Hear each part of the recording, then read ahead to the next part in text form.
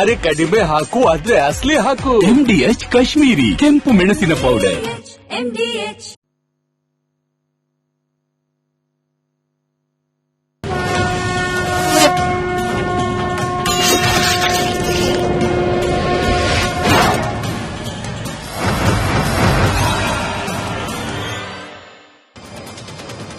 ನಮಸ್ಕಾರ. ಮಹಾಭಾರತ ಚರ್ಚಾ ಕಾರ್ಯಕ್ರಮಕ್ಕೆ ಸ್ವಾಗತ. ನಾನು ಸ್ಮಿತಾ ರಂಗನಾಥ್. ಪ್ರಧಾನಿ ನರೇಂದ್ರ ಮೋದಿ ಅವರು ದೇಶದ್ರೋಹಿನ? ಈ ಪ್ರಶ್ನೆ ಕೇವಲ ಕರ್ನಾಟಕದ ಪರಿಷತ್ ಕಲಾಪದಲ್ಲಿ ನಜೀರ್ ಅಹಮದ್ ಅವರ ಹೇಳಿಕೆಯಿಂದ ಪ್ರಾರಂಭವಾಗಿರುವುದಲ್ಲ, ಬದಲಾಗಿ ಕೇಂದ್ರ ಸಂಸತ್ ಕಲಾಪದ ಸಂದರ್ಭದಲ್ಲಿ ಜನರಲ್ ಎಂಎಂ ನರವಣೆ ಅವರ ಅನ್ಪಬ್ಲಿಷ್ಡ್ ಪುಸ್ತಕವನ್ನ ಪ್ರದರ್ಶನ ಮಾಡೋ, ಅಲ್ಲಿನ ಎಕ್ಸ್ಟ್ರಾಕ್ಟ್ ಗಳನ್ನ ಓದೋ ಪ್ರಯತ್ನ, ಅದಾದ ನಂತರದಲ್ಲಿ ನಡೀತಾ ಇರುವ ಪ್ರಹಸನ, ಇದೆಲ್ಲದರಿಂದ ಉದ್ಭವ ಆಗಿರೋ ಪ್ರಶ್ನೆ.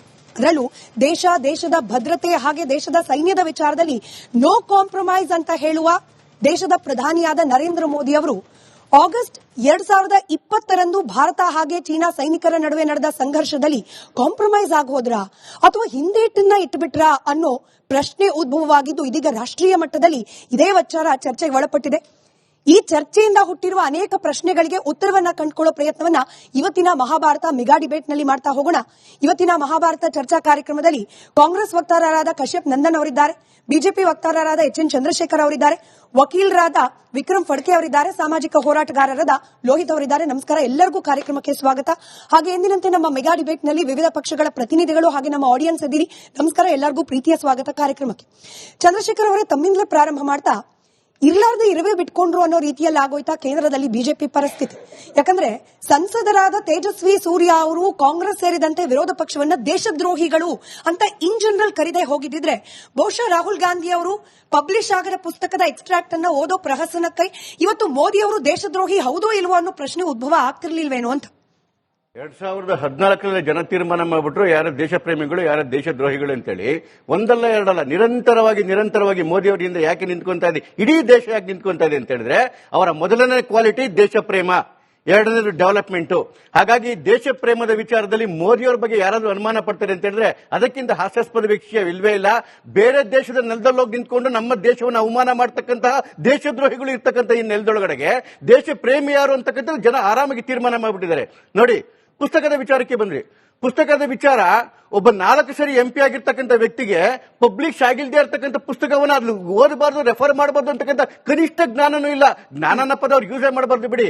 ಇದು ನಮ್ಮ ದೇಶದ ದುರಂತ ಅಂತ ಹೇಳಿದ್ರೆ ನೋಡಿ, 31 ಆಗಸ್ಟ್ 2020ರಲ್ಲಿ ಅವತ್ತೇನು 4 ಟ್ಯಾಂಕ್ಗಳು ಬರಬೇಕಾಗಿತ್ತು.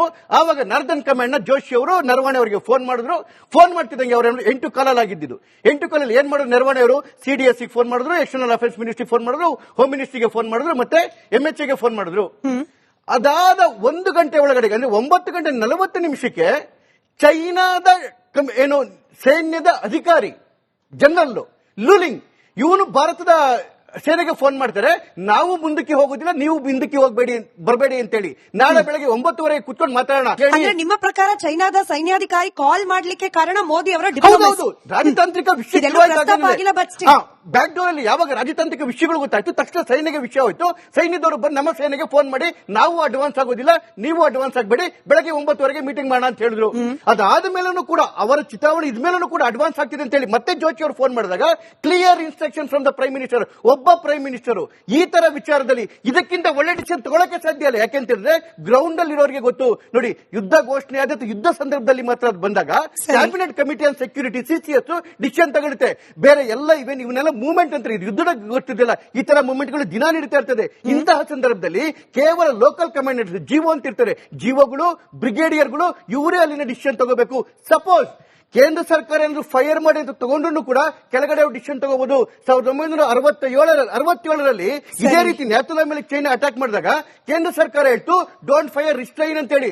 ಅಲ್ಲಿದ್ದರು ಲಗತ್ ಸಿಂಗ್ ಅಂತ ಹೇಳಿ ಅವ್ರು ಹೇಳಿದ್ರು ಫೈರ್ ಅಂತ ಹೇಳಿ. ಇದ್ರ ಬಗ್ಗೆನೂ ಮಾತನಾಡೋಣ. ಹಾಗಂದ ಮಾತ್ರಕ್ಕೆ ಕಾಂಗ್ರೆಸ್ ನಲ್ಲಿ ಇರುವವರು ಎಲ್ಲರೂ ಕೂಡ ದೇಶದ್ರೋಹಿಗಳು ಅಂತ ಹೇಳಿ ತೇಜಸ್ವಿ ಸೂರ್ಯ ಅವರು ಹೆಂಗ್ ಡಿಕ್ಲೇರ್ ಮಾಡ್ತಾರೆ ಅಂತ ದೇಶ ಪ್ರೇಮಿಗಳನ್ನು ಪ್ರೂವ್ ಮಾಡೋ ಕೆಲಸ ಅವರು ಮಾಡಬೇಕು. ಮಣಿಶಂಕರ್ ಅವರು ಪಾಕಿಸ್ತಾನದಲ್ಲಿ ಕೂತ್ಕೊಂಡು ಏನ್ ಹೇಳ್ತಾರೆ, ಮೋದಿಯವರ ಸೋಲಿಸಲಿಕ್ಕೆ ನಿಮಗೆ ಸಹಾಯ ಮಾಡಿ ಅಂತೇಳಿ. ಇವತ್ತು ಪಾಕಿಸ್ತಾನದ ಪಾರ್ಲಿಮೆಂಟ್ ಒಳಗಡೆಗೆ ಯಾರ ವರ್ಡ್ಗಳನ್ನ ಕೋಟ್ ಮಾಡ್ತಾರೆ, ಎಲ್ಲರೂ ಇವರ ವರ್ಡ್ಗಳನ್ನ ಕೋಟ್ ಮಾಡ್ತಾರೆ. ಇದಾದ್ಮೇಲೆ ಮನಮೋಹನ್ ಸಿಂಗ್ ಅವರು 2008ರಲ್ಲಿ ಬಾಂಬೆ ಅಟ್ಯಾಕ್ ಆದಾಗ ಕೇವಲ 7 ತಿಂಗಳಲ್ಲಿ ಟರ್ಕಿಗೆ ಹೋಗಿ ಜಾಯಿಂಟ್ ಡಿಕ್ಲರೇಷನ್ ಮಾಡ್ತಾರೆ ಪಾಕಿಸ್ತಾನ ಜೊತೆ. ಏನಂತ, ನಾವು BLA ಒಳಗಡೆಗೆ ಕೈ ತೋರಿಸಬಾರ್ದು ಅಂತ ಹೇಳಿ. ಏನ್ರಿ ಅರ್ಥ ಅದು? ಸರಿ, ಕಶ್ಯಪ್ ನಂದನ್ ಅವರೇ, ಕಾಂಗ್ರೆಸ್ ಅದರಲ್ಲೂ ರಾಹುಲ್ ಗಾಂಧಿ ಅವ್ರ ಮೇಲೆ ಇರುವ ಆರೋಪ ಬಿಜೆಪಿ ಕಡೆಯಿಂದ ಬರೋದು ಅಂದ್ರೆ ಅವರಿಗೆ ಭಾರತಕ್ಕಿಂತ ಚೈನಾದ ಮೇಲೆ ಪ್ರೇಮ ಜಾಸ್ತಿ. ಯಾವಾಗ ನೋಡಿದ್ರು ಭಾರತವನ್ನ ತುಚ್ಛವಾಗಿ ತೋರಿಸುವ ಪ್ರಯತ್ನ ಮಾಡ್ತಾರೆ. ಒಂದ್ಸತಿ ಡೆಡ್ ಎಕಾನಮಿ ಅಂತಾರೆ ಭಾರತವನ್ನ, ಮತ್ತೊಂದ್ ಕಡೆ ಆಪರೇಷನ್ ಸಿಂಧೂರದ ಬಗ್ಗೆನೇ ಫೇಲ್ಯೂರ್ ಅನ್ನೋ ರೀತಿ ಮಾಡ್ತಾರೆ. ಚೈನಾ ವಿಚಾರದಲ್ಲಂತೂ ಚೈನಾ ಅತಿಕ್ರಮಣ ಮಾಡಿ ನಮ್ಮ ಭೂಮಿಯನ್ನು ಕಿತ್ಕೊಂಡೇ ಬಿಟ್ಟಿದೆ ಅಂತಾರೆ. ಅಂದ್ರೆ ಭಾರತ ಗ್ರೇಟು, ಭಾರತದ ಸೈನ್ಯ ಗ್ರೇಟು ಅಂತ ರಾಹುಲ್ ಗಾಂಧಿ ಅವ್ರ ಬಾಯಲ್ಲಿ ಬರೋದೇ ಇಲ್ಲ. ಹೀಗಾಗಿ ಅಸಲಿ ದೇಶದ್ರೋಹಿ ರಾಹುಲ್ ಗಾಂಧಿ, ಬಿಜೆಪಿ ಆರೋಪ ಸರ್.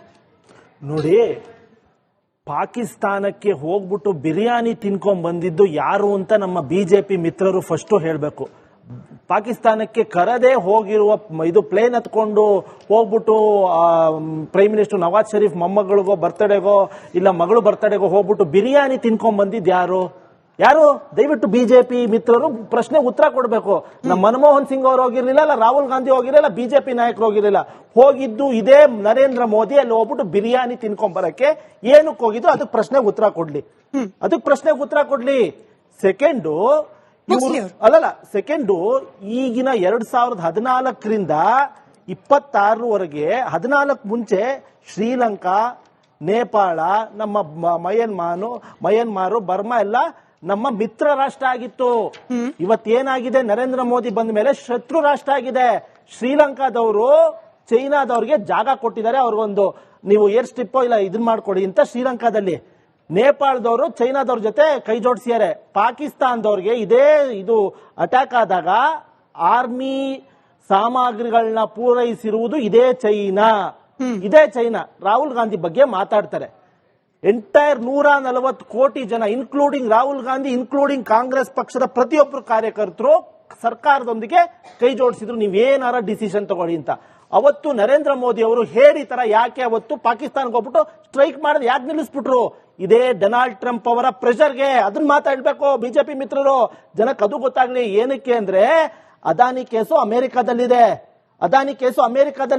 ಅದನ್ನ ಸರಿದೂಗಿಸ್ಕೊಳಕ್ಕೆ ಟ್ರಂಪ್ ಜೊತೆಗೆ ಟ್ರಂಪ್ ಹೇಳಿದ್ರೆ ನಿಂತ್ಕೋತಾರೆ, ಟ್ರಂಪ್ ಹೇಳ್ದಂಗೆ ಕೂತ್ಕೋತಾರೆ, ಟ್ರಂಪ್ ಹೇಳ್ದಂಗೆ ಮಲ್ತ್ಕೊಳ್ತಾರದು ಇದೇನಿದ್ರೆ ನರೇಂದ್ರ ಮೋದಿ, ಒಟ್ಟು ರಾಹುಲ್ ಗಾಂಧಿ ಅಲ್ಲ. ನಾವು ಎಪ್ಸ್ಟೈನ್ ಫೈಲ್ ಬಗ್ಗೆನೂ ಮಾತನಾಡೋಣ. ಆದ್ರೆ ರಾಹುಲ್ ಗಾಂಧಿ ಅವರಿಗೆ ಚೈನಾ ಪ್ರೇಮ ಇರೋದು ನಿಜಾನ ಸುಳ್ಳು ಅದನ್ನು ಉತ್ತರ ನೋಡಿ.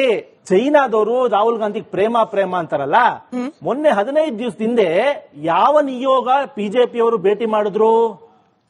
15 ದಿವಸದಿಂದ ಯಾವ ನಿಯೋಗ ಬಿಜೆಪಿಯ ಹೆಡ್ ಕ್ವಾರ್ಟರ್ಸ್ ಭವ್ಯವಾದ 7 ಸ್ಟಾರ್ ಹೋಟ್ಲ್ ತರ ಇರೋ ಭವ್ಯವಾದ ಬಂಗ್ಲೆಯಲ್ಲಿ ಯಾವ ನಿಯೋಗ ಭೇಟಿ ಮಾಡಿದ್ರು? ದಯವಿಟ್ಟು ಸ್ವಲ್ಪ ನೀವು ಹೇಳ್ಬೇಕು, ಅವರು ಹೇಳ್ಬೇಕು. ಬಿಜೆಪಿಯೊಂದಿಗೆ ಬಾಯಿ, ಬಿಜೆಪಿಯೊಂದಿಗೆ ಹಾಯ್ ರಾತ್ರಿ ಕೂತ್ಕೊಂಡು ಕಾಯ್ ಮಾಡ್ತಿರೋದು ಬಿಜೆಪಿಯವರು ಹೊರತು ರಾಹುಲ್ ಗಾಂಧಿ ಅಲ್ಲ. ನಮ್ಗೆ ಅವಶ್ಯಕತೆನೂ ಇಲ್ಲ. ಪಾಕಿಸ್ತಾನನೂ ಶತ್ರುನೇ, ಚೈನಾನೂ ಶತ್ರುನೇ. We will take and head down on China on their every matters. ಅದು ಕಾಂಗ್ರೆಸ್ ಪಕ್ಷದ ಬದ್ಧತೆ, ಕಾಂಗ್ರೆಸ್ ಪಕ್ಷದ ಇತಿಹಾಸ. ಇವರಂಗೆ ವಿಶ್ವದೊಂದಿಗೆ ಮಂಡಿ ಊರಿ ಕೂತಿದೆ ಇದೇ ನರೇಂದ್ರ ಮೋದಿ. ಸರಿ ಫಡ್ಕೆ ಸರ್, ಆಕ್ಚುಲಿ ಜನ ಯಾವ್ದನ್ನ ನಂಬಬೇಕು? ಒಂದೇ 1 ಇಂಚು ಭೂಮಿಯನ್ನ ಕೂಡ ಭಾರತ ಚೈನಾಗ್ ಬಿಟ್ಕೊಟ್ಟಿಲ್ಲ ಅನ್ನೋ ಅದೇ ಜನರಲ್ ಎಂ ನರವಣೆ ಅವರ ಇಂಟರ್ವ್ಯೂ ಅಲ್ಲಿರೋ ವಿಚಾರವನ್ನು, ಅಥವಾ ರಾಹುಲ್ ಗಾಂಧಿ ಅವರು 2000 ಕಿಲೋಮೀಟರ್ ಅನ್ನ ಭಾರತ ಕಳ್ಕೊಂಡಿದೆ ಮೋದಿ ಅವರ ನೇತೃತ್ವದಲ್ಲಿ, ಈ ವಿಚಾರವನ್ನು ನಂಬಬೇಕಾಗಿರೋದು ಯಾವ್ದನ್ನ? ನೋಡಿ, ಫ್ಯಾಕ್ಟ್ಸ್ ಅನ್ನ ನಾವು ಡೇಟಾ ಮೇಲೆ ನೋಡ್ಬೇಕಾಗತ್ತೆ. ನಂಬಬೇಕಾಗಿರೋದು ಯಾವುದು ಅಂದ್ರೆ narratives Nalla, facts and data. ಇದು ಎಲ್ಲರಿಗೂ ಸ್ಪಷ್ಟ ಇರಲಿ. ಏನಾರು ಹೇಳ್ತಾ ಇರಬಹುದು, ಏನಾರು ಮಾಡ್ತಾ ಇರಬಹುದು. ದೇಶದ ಎದುರಿಗೆ ಏನ್ ಡೇಟಾ ಇದೆ ಅಂತ ನೋಡೋಣ. ಈಗ ನರವಾಣೆ ಅವರು ಇಂಟರ್ವ್ಯೂನಲ್ಲಿ ನಾವು ಏನೂ ಕಳ್ಕೊಂಡಿಲ್ಲ ಅಂತ ಹೇಳಿದ್ದಾರೆ. ಹಾಗೇನೆ ಪುಸ್ತಕದಲ್ಲಿ ಹೀಗೆ ಬರ್ದಿದೆ ಅಂತ ಹೇಳಿ ಅದು ಅನ್ಪಬ್ಲಿಷ್ಡ್ ಪುಸ್ತಕ ಇದೆ. ಅದನ್ನ ಅನ್ಪಬ್ಲಿಷ್ಡ್ ಇರೋದಕ್ಕೆ ಅದಕ್ಕೆ ಯಾವುದೇ ಒಂದು ಮಹತ್ವ ಇಲ್ಲ, ಅಂದ್ರೆ ಅದಕ್ಕೆ ಅಥೆಂಟಿಸಿಟಿ ಇರೋದಿಲ್ಲ. ಯಾಕೆ ಅಂತಂದ್ರೆ ಈಗ ಇದ್ರೊಳಗೆ ಬರ್ದಿದ್ಯೋ ಇಲ್ವೋ ಅಂತ ನಾವು ಕೇಳ್ಬೇಕು ಅಂದ್ರೆ ಯಾರನ್ನ ಕೇಳ್ಬೇಕು? ಪಬ್ಲಿಷೇ ಆಗಿಲ್ದೇ ಇದ್ದಾಗ ಹೇಗೆ ಕೇಳುವಂಥದ್ದು? ಕೇಳಕ್ಕೆ ಆಗದೆ ಇದ್ದಾಗ ಅದನ್ನ ನಂಬೋದಾದ್ರೂ ಹೇಗೆ? ಆದ್ರಿಂದ ಪಬ್ಲಿಷ್ ಆಗ್ಲಿ, ಅದ್ರ ಬಗ್ಗೆನೂ ಚರ್ಚೆ ಮಾಡೋಣ. ಪಬ್ಲಿಷ್ ಆಗ್ಲಿ, ಅಲ್ಲಿ ತನಕ ಕಾಯೋಣ ಅಂತ ನನ್ಗನ್ಸುತ್ತೆ. ಪಬ್ಲಿಷ್ ಆಗದೆ ಇರೋ ಪುಸ್ತಕದ ಎಕ್ಸ್ಟ್ರಾಕ್ಟ್ ಅಲ್ಲೂ ಕೂಡ ಎಲ್ಲೂ ಭಾರತ ಸೋಲ್ತು ಅಥವಾ ಚೀನಾಗೆ ಭೂಮಿಯನ್ನ ಕಳ್ಕೊಳ್ತು ಅನ್ನೋ ಅಂಶಗಳು ಬಂದಿಲ್ಲ ಇದುವರೆಗೂ. ನಾನಂತೂ ಆ ಪಬ್ಲಿಷ್ ಆಗಿಲ್ದೇ ಇರೋ ಪುಸ್ತಕನ ಓದಿಲ್ಲ. ಮತ್ತೆ ಪಬ್ಲಿಷ್ ಆಗಿಲ್ದೇ ಇರೋದಕ್ಕೆ ಅದಕ್ಕೆ ಅಥೆಂಟಿಸಿಟಿ ಇಲ್ದೇ ಇರೋದ್ರಿಂದ ನಾವು ಅದರೊಳಗೆ ಏನ್ ಬರ್ದಿಲ್ಲ ಅಂತ ಚರ್ಚೆಯೇ ಅಪ್ರಸ್ತುತ ಅಂತ ನನಗನ್ಸುತ್ತೆ. ಸರಿ, ಲೋಹಿತ್ ಅವರೇ, ವಿಚಾರ ಅಂತಂದ್ರೆ ಚಂದ್ರಶೇಖರ್ ಅವರು ಕೂಡ ಪ್ರಸ್ತಾಪ ಮಾಡ್ತಾ ಇದ್ರು, ಬಿಜೆಪಿ ಆಕ್ಷೇಪ ಇರೋದು ಅದನ್ನೇ. ರೂಲ್ ಅಂದ್ಮೇಲೆ ಅದು ವಿರೋಧ ಪಕ್ಷಕ್ಕೂ ರೂಲೇನೆ, ಆಡಳಿತ ಪಕ್ಷಕ್ಕೂ ರೂಲೇನೆ. ಅನ್ಪಬ್ಲಿಷ್ಡ್ ಪುಸ್ತಕ ಅಥವಾ ಯಾವ್ದಾದ್ರೂ ರ್ಯಾಂಡಮ್ ಮ್ಯಾಗಝೀನ್ ಅಲ್ಲಿ ಪಬ್ಲಿಷ್ ಆದ ಆರ್ಟಿಕಲ್ ಗಳನ್ನ ಕಲಾಪದ ಸಂದರ್ಭದಲ್ಲಿ ಓದೋ ಹಾಗಿಲ್ಲ. That is rule number 349. ಹೀಗಿದ್ಮೇಲೂ ಕೂಡ ಡೆಲಿಬ್ರೇಟ್ ಆಗಿ ಅದನ್ನ ಉಲ್ಲಂಘನೆ ಮಾಡೋ ಪ್ರಯತ್ನ ಮಾಡಿದ್ದು ವಿರೋಧ ಪಕ್ಷದ ನಾಯಕರಾಗಿ ರಾಹುಲ್ ಗಾಂಧಿ ಅವರ ತಪ್ಪಲ್ವಾ ಅಂತ. ಪುಸ್ತಕ ಇವ್ರು ಹೇಳಿದಾಗೆ ಅದಿನ್ನೂ ಪಬ್ಲಿಷ್ ಆಗದೆ ಇರೋ ಕಾರಣಕ್ಕೋಸ್ಕರ ಮುಂದೆ ಅದು ಪಬ್ಲಿಷ್ ಆಗಲಿಲ್ಲ ಅಂತಂದ್ರೆ ಇವತ್ತಲ್ಲ ನಾಳೆ ಪಬ್ಲಿಷ್ ಆಗುತ್ತೆ. ಇಂಥದೇ ಎಷ್ಟೋ ನಿಜಗಳು ಹೊರಗಡೆ ಬಂದಿದ್ದಾವೆ. ಅವತ್ತು ಅದ್ರ ಬಗ್ಗೆ ಚರ್ಚೆ ಮಾಡೋಣ. ರಾಹುಲ್ ಗಾಂಧಿ ಅವರು ಹೇಳಿದ್ದೇ ತಪ್ಪು ಅಂತ ಹೇಳಲಿಕ್ಕೆ ಸಾಧ್ಯವಿಲ್ಲ. ಯಾಕಂತಂದ್ರೆ ಇವತ್ತು ಪುಸ್ತಕ ಬಿಡುಗಡೆ ಆಗುತ್ತೋ ಹೇಳೋ ಆತಂಕ ನಮ್ಮೆಲ್ಲರಿಗೂ ಇದೆ. ಸೊ ಆ ಕಾರಣಕ್ಕೋಸ್ಕರ ಏನಿವತ್ತು ಈ ಪ್ರಜಾಪ್ರಭುತ್ವ ಯಾವ ರೀತಿಯಾಗಿ ಆತಂಕದಲ್ಲಿದೆ ಅಥವಾ ಈ ಪ್ರೆಸ್ ಫ್ರೀಡಮ್ ಯಾವ ರೀತಿಯಾಗಿ ಆತಂಕದಲ್ಲಿದೆ, ಅದೇ ರೀತಿಯಾಗಿ ಈ ಪುಸ್ತಕಕ್ಕೂ ಸಹಿತ ಸಮಸ್ಯೆಗಳು ಬರ್ಬೋದು. ಅವ್ರ ಮೇಲೂ ಸಹಿತ ಇಡಿ, ಐಟಿ, ಈ ರೀತಿ ಸಿಬಿಐ ರೇಡ್ಗಳು ಸಹಿತ ಆಗ್ಬಹುದು. ಆ ಕಾರಣಕ್ಕೋಸ್ಕರ ರಾಹುಲ್ ಗಾಂಧಿ ಅವರು as a shadow PM of this country ಅವರು ಧ್ವನಿ ಎತ್ತಿದ್ದಾರೆ. ಅವರನ್ನು ಸಹಿತ ಕೇಳಿಸಿಕೊಳ್ಳುವ ವ್ಯವಧಾನವನ್ನ ಇಟ್ಕೊಳ್ಳೋಣ. ಆದ್ರೆ ಇವತ್ತು ಯಾರು ದೇಶದ್ರೋಹಿಗಳು, ಇವತ್ತು ಯಾರ ದೇಶದ್ರೋಹಿಗಳು ಹೇಳೋ ಒಂದು ಒಳ್ಳೆ ಚರ್ಚೆಗಳನ್ನ ಹುಟ್ಟಾಕಿದೀವಿ ನಾವು.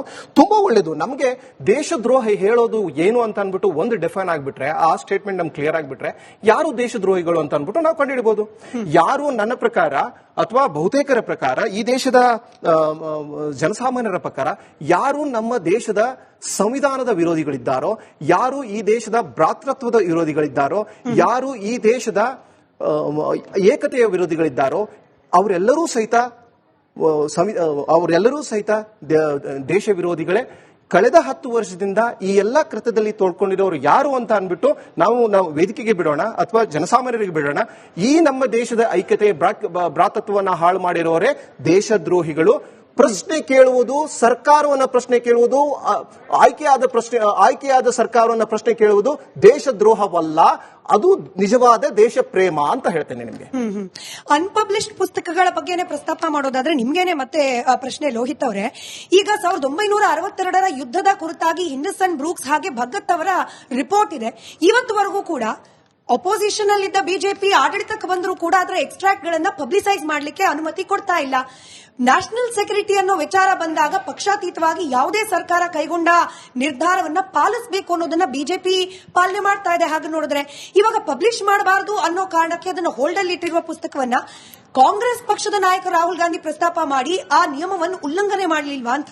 1962ರ ಆ ಘಟನೆಯ ಪುಸ್ತಕವೂ ಸಹಿತ ಹೊರಗಡೆ ಬರಲಿ. ದೇಶಕ್ಕೆ ಅದು ಇನ್ ಕೇಸ್ ಆಂತರಿಕ ಭದ್ರತೆ ಅಥವಾ ಬಾಹ್ಯ ಎಕ್ಸ್ಟರ್ನಲ್ ಎಫರ್ಟ್ಸ್ ಗಳಿಗೆ ಏನು ತದ್ವಿರುದ್ಧವಾದ ಅಥವಾ ವ್ಯತಿರಿಕ್ತವಾದ ಪರಿಣಾಮಗಳು ಬರಲಿಲ್ಲ ಅಂತಂದ್ರೆ ಅದಕ್ಕೊಂದು ಕಮಿಟಿ ಮಾಡಿ ಅದೇನಾದ್ರು ಬರಲಿಲ್ಲ ಅಂದ್ರೆ ಅದು ಸಹಿತ ಹೊರಗಡೆ ಬರಲಿ. ಇವತ್ತಿನ ಏನು 2,000 ಸ್ಕ್ವೇರ್ ಕಿಲೋಮೀಟರ್ ಏನು ಚೈನಾ ಆಕ್ರಮಣ ಮಾಡ್ಕೊಂಡಿದೆ ಭಾರತದ್ದು, ಅದರ ಸತ್ಯಾಂಶಗಳು ಸಹಿತ ಹೊರಗಡೆ ಬರಲಿ. ಅದನ್ನ ಯಾರು ಬಿಟ್ಟುಕೊಟ್ರು ಅವರು ಸಹಿತ ದ್ವೇಷದ್ರೋಹಿಗಳು ಅಂತ ಹೇಳೋ ಚರ್ಚೆ ನಮ್ಮ ಜನಸಾಮಾನ್ಯರ ಆಗ್ಲಿ. ಅದು ನಿಜ ಹೊರಗಡೆ ಬರಬೇಕು, ಆದ್ರೆ not at a cost of external affairs or else internal security. ಇದು ದೇಶದ ಸೆಕ್ಯೂರಿಟಿ ವಿಚಾರಕ್ಕೆ ಅಲ್ವಾ ಸರ್? ಯಾವುದೇ ಮಿಲಿಟರಿ ಸರ್ವಿಸ್ ನಲ್ಲಿ ಉನ್ನತ ಮಟ್ಟದಲ್ಲಿದ್ದ ಅಧಿಕಾರಿ ಪುಸ್ತಕ ಪ್ರಕಟ ಮಾಡಬಾರದು ಅನ್ನೋದೇ ಇದೆ. ಹಾಗೆ ಮಾಡಿದ್ರೂ ಕೂಡ ಸ್ಕ್ರೂಟಿನಿ ಆಗಬೇಕು ಅನ್ನೋದು ಕೂಡ ಇದೆ. ಆ ನಿಯಮದ ಪ್ರಕಾರವೇ ಜನರಲ್ MM ನರವಣೆ ಅವರ ಪುಸ್ತಕ ಹಾಲ್ಟ್ ನಲ್ಲಿ ಇದೆ ಈಗ ಸದ್ಯಕ್ಕೆ. ಇದು ಕೂಡ ನಿಯಮದ ಅನುಸಾರವಾಗಿ ನ್ಯಾಷನಲ್ ಸೆಕ್ಯೂರಿಟಿ ವಿಚಾರಕ್ಕೆ ಸಂಬಂಧಪಟ್ಟಂತದ್ದೇ ಆಗಿದೆ. ಫಡ್ಕೆ ಸರ್, ಲೋಹಿತ್ ಅವರ ಹೇಳಿದ ವಿಚಾರಕ್ಕೆ ನಾನು ಸಹಮತ ವ್ಯಕ್ತಪಡಿಸ್ತೀನಿ. ಏನಂದ್ರೆ ದೇಶದ ಹಿತರಕ್ಷಣೆಯಿಂದ ಎಕ್ಸ್ಟರ್ನಲ್ ಇಂಟರ್ನಲ್ ಇಶ್ಯೂಸ್ ಇದ್ದಾಗ ದೇಶಕ್ಕೆ ತೊಂದರೆ ಮಾರಕ ಆಗತ್ತೆ ಅನ್ನೋದಾದ್ರೆ ಅದನ್ನ ಒಂದು ಸ್ಕ್ರೂಟಿನಿ ಮಾಡಿ ಇದನ್ನೆಲ್ಲ ಮಾಡಬೇಕು ಅನ್ನೋದು ಎಲ್ಲರಿಗೂ, ನಾವೆಲ್ಲ ಭಾರತೀಯರು ಒಪ್ತಕ್ಕಂಥ ವಿಚಾರವೇ. ಹಾಗೇನೆ ಅಫಿಷಿಯಲ್ ಸೀಕ್ರೆಟ್ಸ್ ಆಕ್ಟ್ ಅಂತ ಇದೆ. ಇದಕ್ಕೆ ಪುಸ್ತಕಗಳು ಬರಿಬೇಕಾದ್ರೆ, ಮೆಮ್ವಾ ಬರಿಬೇಕಾದ್ರೆ ಅದಕ್ಕೊಂದು ರೂಲ್ಸ್ ಅಂತ ಇದೆ. ಅದು ಎಂತೆಂತ ಉನ್ನತ ಸ್ಥಾನದಲ್ಲಿ ಮತ್ತೆ ಸೆನ್ಸಿಟಿವ್ ಇನ್ಫಾರ್ಮೇಶನ್ ಇರುತ್ತೆ, ಅದು ನಮ್ ಗಮನದಲ್ಲಿರ್ಲಿ. ಈಗ ಏನೋ ರಾ ಚೀಫ್ ಇರ್ತಾರೆ ಅಥವಾ ಆರ್ಮಿ ಹೆಡ್ ಇರ್ತಾರೆ, ಇವರಿಗೆಲ್ಲ ತುಂಬಾ ಸೆನ್ಸಿಟಿವ್ ಇನ್ಫಾರ್ಮೇಶನ್ ಸಿಗ್ತಾ ಇರುತ್ತೆ. ಆವಾಗ ಆ ಥರದ್ದೇನಾದ್ರೂ ಡೈವಲ್ಜ್ ಆದ್ರೆ ದೇಶಕ್ಕೆ ತೊಂದರೆ ಆಗೋದಾದ್ರೆ ಅಥವಾ ದೇಶದ ಮುಂದಿನ ಪ್ಲಾನ್ಗಳಿಗೆ ಏನಾದ್ರೂ ಇಶ್ಯೂ ಬರೋದಾದ್ರೆ ಅದನ್ನ ಮಾಡಬಾರ್ದು ಅನ್ನೋದು ಎಲ್ಲ ಭಾರತೀಯರು ಒಪ್ತಕ್ಕಂಥ ವಿಚಾರನೆ.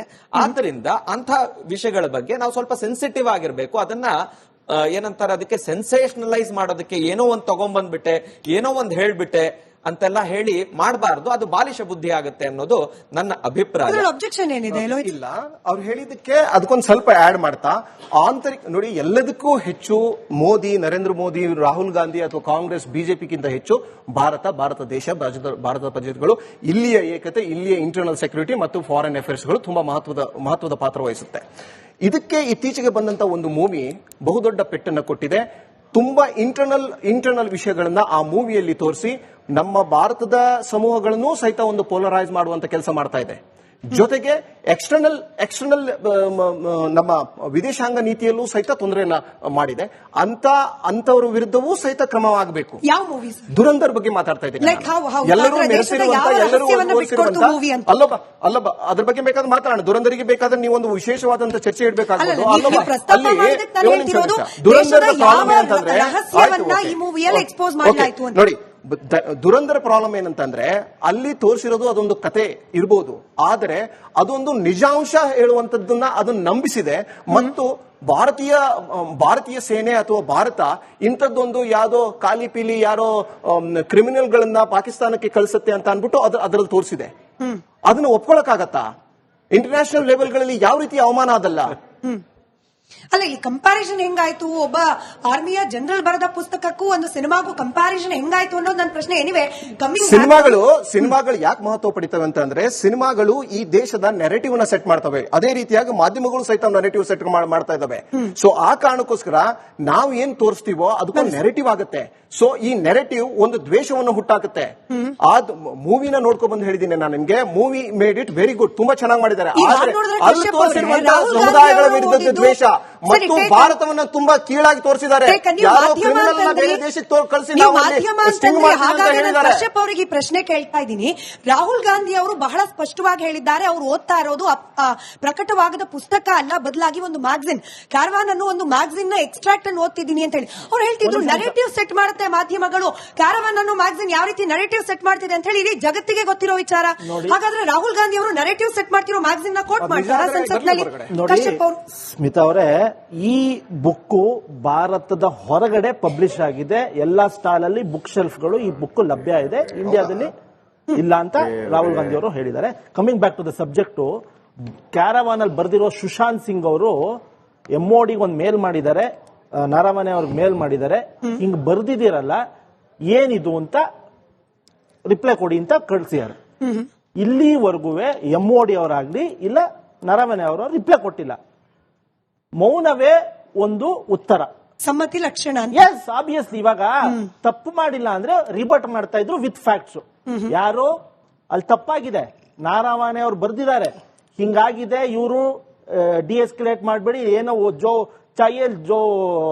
ಡಿಸಿಷನ್ ಲೇವ್ ಅಂತ ಹೇಳಿದಾರೆ ಅವರು ಆ ಪದದಲ್ಲಿ. ನಿಮ್ಗೆ ಹಿಂದಿ ಸರಿಯಾಗಿ ಬರೋದಿಲ್ಲ, ಯಾಕಂದ್ರೆ ನಾವು ಕನ್ನಡ ನಾಡದಲ್ಲಿ ಬೆಳೆದಿರೋರು. ಅವ್ರು ಏನ್ ಹೇಳಿದ್ದಾರೆ ಅಂದ್ರೆ, ನೀವು ತಗೊಳ್ಳಿ ಡಿಸಿಷನ್. ಆ ಡಿಸಿಷನ್ಗಳು ತಗೋಬೇಕಾಗಿರೋದು ದೇಶದ ಪ್ರಧಾನ ಮಂತ್ರಿಗಳು ಇಲ್ಲ ಉನ್ನತ ಹುದ್ದೆಯಲ್ಲಿ ಕೂತಿರೋರು, ವಿತ್ ಕನ್ಸಲ್ಟೇಷನ್ ಆಫ್ CCS. ಅದೊಂದು ಬಾಡಿ ಇದೆ, home, external affairs, defence minister ಮತ್ತೆ NSA ಅವ್ರು ಕೂತ್ಕೊಂಡು ಡಿಸಿಷನ್ ತಗೋಬೇಕು, ಪೊಲಿಟಿಕಲ್ ಡಿಸಿಷನ್. ಆ ಡಿಸಿಷನ್ ಅವರು ಅವತ್ತು ತಗೊಳ್ಳಿಲ್ಲ. ಯಾರು? ನರೇಂದ್ರ ಮೋದಿ. ಏನು ಇನ್ನೊಂದು ಮುಖ್ಯವಾದ ಪಾಯಿಂಟ್ ನೀವು ಮರೆತು ಬಿಟ್ಟಿದ್ದೀರಾ. ಬಿಜೆಪಿಯ ಸಂಸದರು ಸುಬ್ರಹ್ಮಣ್ಯಂ ಸ್ವಾಮಿ ಹೇಳ್ತಾರೆ, when Narendra Modi was Gujarat CM, he traveled to 16 times to China for luxury and comfort, alleged that External Affairs Minister Jaishankar took care of these arrangements. ಏನಿದು ಒಳಮರ್ಮ? 16 ಬಾರಿ ಇದೇ ನರೇಂದ್ರ ಮೋದಿ ಅವರು ಮುಖ್ಯಮಂತ್ರಿ ಆದಾಗ ಚೈನಾದ ವಿಸಿಟ್ ರಾಹುಲ್ ಗಾಂಧಿ ಅವರ ಬಗ್ಗೆನೂ ಅನೇಕ ಚರ್ಚೆ ಆಗಿದೆ. ರಾಹುಲ್ ಗಾಂಧಿ ಅವರು ಚೈನಾಗೆ ಯಾವ್ದ ರಾಜ್ಯದ ಪ್ರತಿನಿಧಿಸಕ್ಕೆ ಹೋಗ್ತಿಲ್ಲ, ಯಾವ್ದ ದೇಶದ ಮುಖ್ಯಮಂತ್ರಿ ಆಗಿದ್ದು ಪ್ರಧಾನ ಮಂತ್ರಿಯಾಗಿ ಹೋಗಿರಲಿಲ್ಲ. ಡೆಲಿಗೇಷನ್ ಬರುತ್ತೆ, ಮೀಟ್ ಮಾಡಿದಾರೆ ಹೊರತು. ಲೋಹಿತ್ ಅವರು ಹೇಳಿದ್ರು shadow prime minister, leader of opposition ಅಂತ ಹೇಳಿ. ನೀವು ರಾಹುಲ್ ಗಾಂಧಿ ಅವರಿಗೆ ಸ್ಥಾನನೇ ಇಲ್ಲ ನೋಡಿ, ಇವ ಸ್ಥಾನ ಇದೆ. ಒಂದ್ ನಿಮಿಷ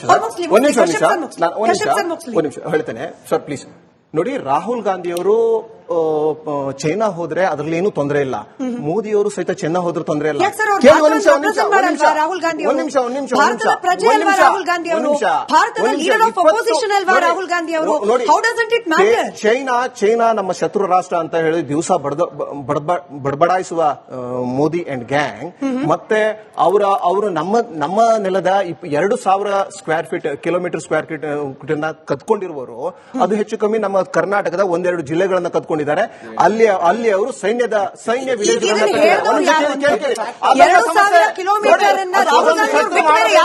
ರಾಷ್ಟ್ರ ಮಾಡುತ್ತೆ, ಮಾಡಬೇಕು, ಆದ್ರೆ ಅದಲ್ಲ 2,000 ಸೆಷನ್ ಅಲ್ಲೇ ನಿಮ್ಮ MOS ಅವರು ರಿಪ್ಲೈ ಕೊಟ್ಟಿದ್ದಾರೆ. Correct sentence. ಮುಂದುವರಿಸ್ತಾ ಚಂದ್ರಶೇಖರ್ ಅವರೇ, ಪ್ರಧಾನಿ ನರೇಂದ್ರ ಮೋದಿ ಅವರ ಬಗ್ಗೆ ಈಗ ವಿರೋಧ ಪಕ್ಷಗಳು ಆಕ್ಷೇಪ ಏನು ವ್ಯಕ್ತಪಡಿಸ್ತಾ ಇದೆ ಅಂದ್ರೆ, ನೇರವಾಗಿ ಜನರಲ್ ಎಂಎಂ ನರವಣೆ ಅವರು ಕರೆ ಮಾಡಿದಾಗ ಪ್ರಧಾನಿ ನರೇಂದ್ರ ಮೋದಿ ಅವರು ಲೈನಿಗೆ ಬರಲಿಲ್ಲ, ಡೈರೆಕ್ಟ್ ಇನ್ಸ್ಟ್ರಕ್ಷನ್ ಕೊಡ್ಲಿಲ್ಲ.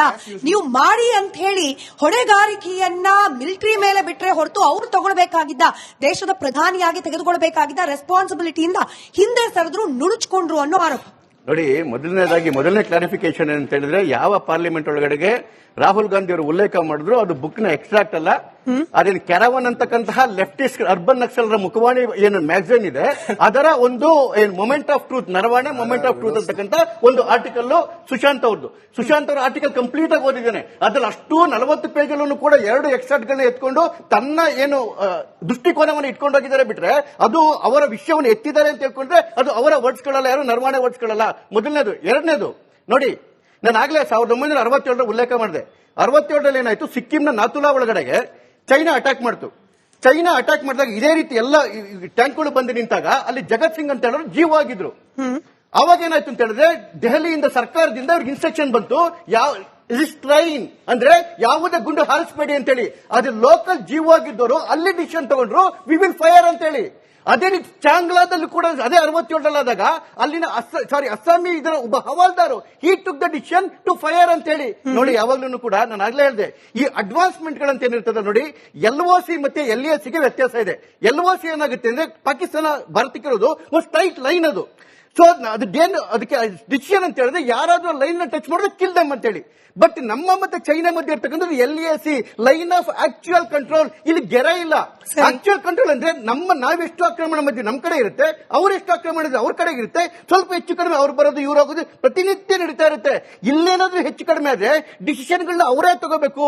ನರವಾಣೆ ಅವರು ಆರ್ಡಿನರಿ ಪರ್ಸನ್ ಅಲ್ಲ, ಚೀಫ್, ಆರ್ಮಿ ಚೀಫ್. ಅದ್ರ ಜೊತೆಗೆ ಯಾರು YK ಜೋಶಿ ಅವರಿದ್ರು, ಅವರು ಕಾಲ್ಗಿರ್ ವೀರರ್ ಆಗಿದ್ದವರು, ನಾರ್ತ್ ಆರ್ಮಿ ಚೀಫ್. ಎಲ್ಲದಕ್ಕೂ ಅಲ್ಲಾರ 4 ಟ್ಯಾಂಕ್ ಬಂದು ಟ್ಯಾಂಕ್ ಹೋಗೋದಕ್ಕೆ ಎಲ್ಲಾದ್ರೂ ಸಿಸಿಎಸ್ ಡಿಸಿಷನ್ ತಗೊಳುತ್ತಾ?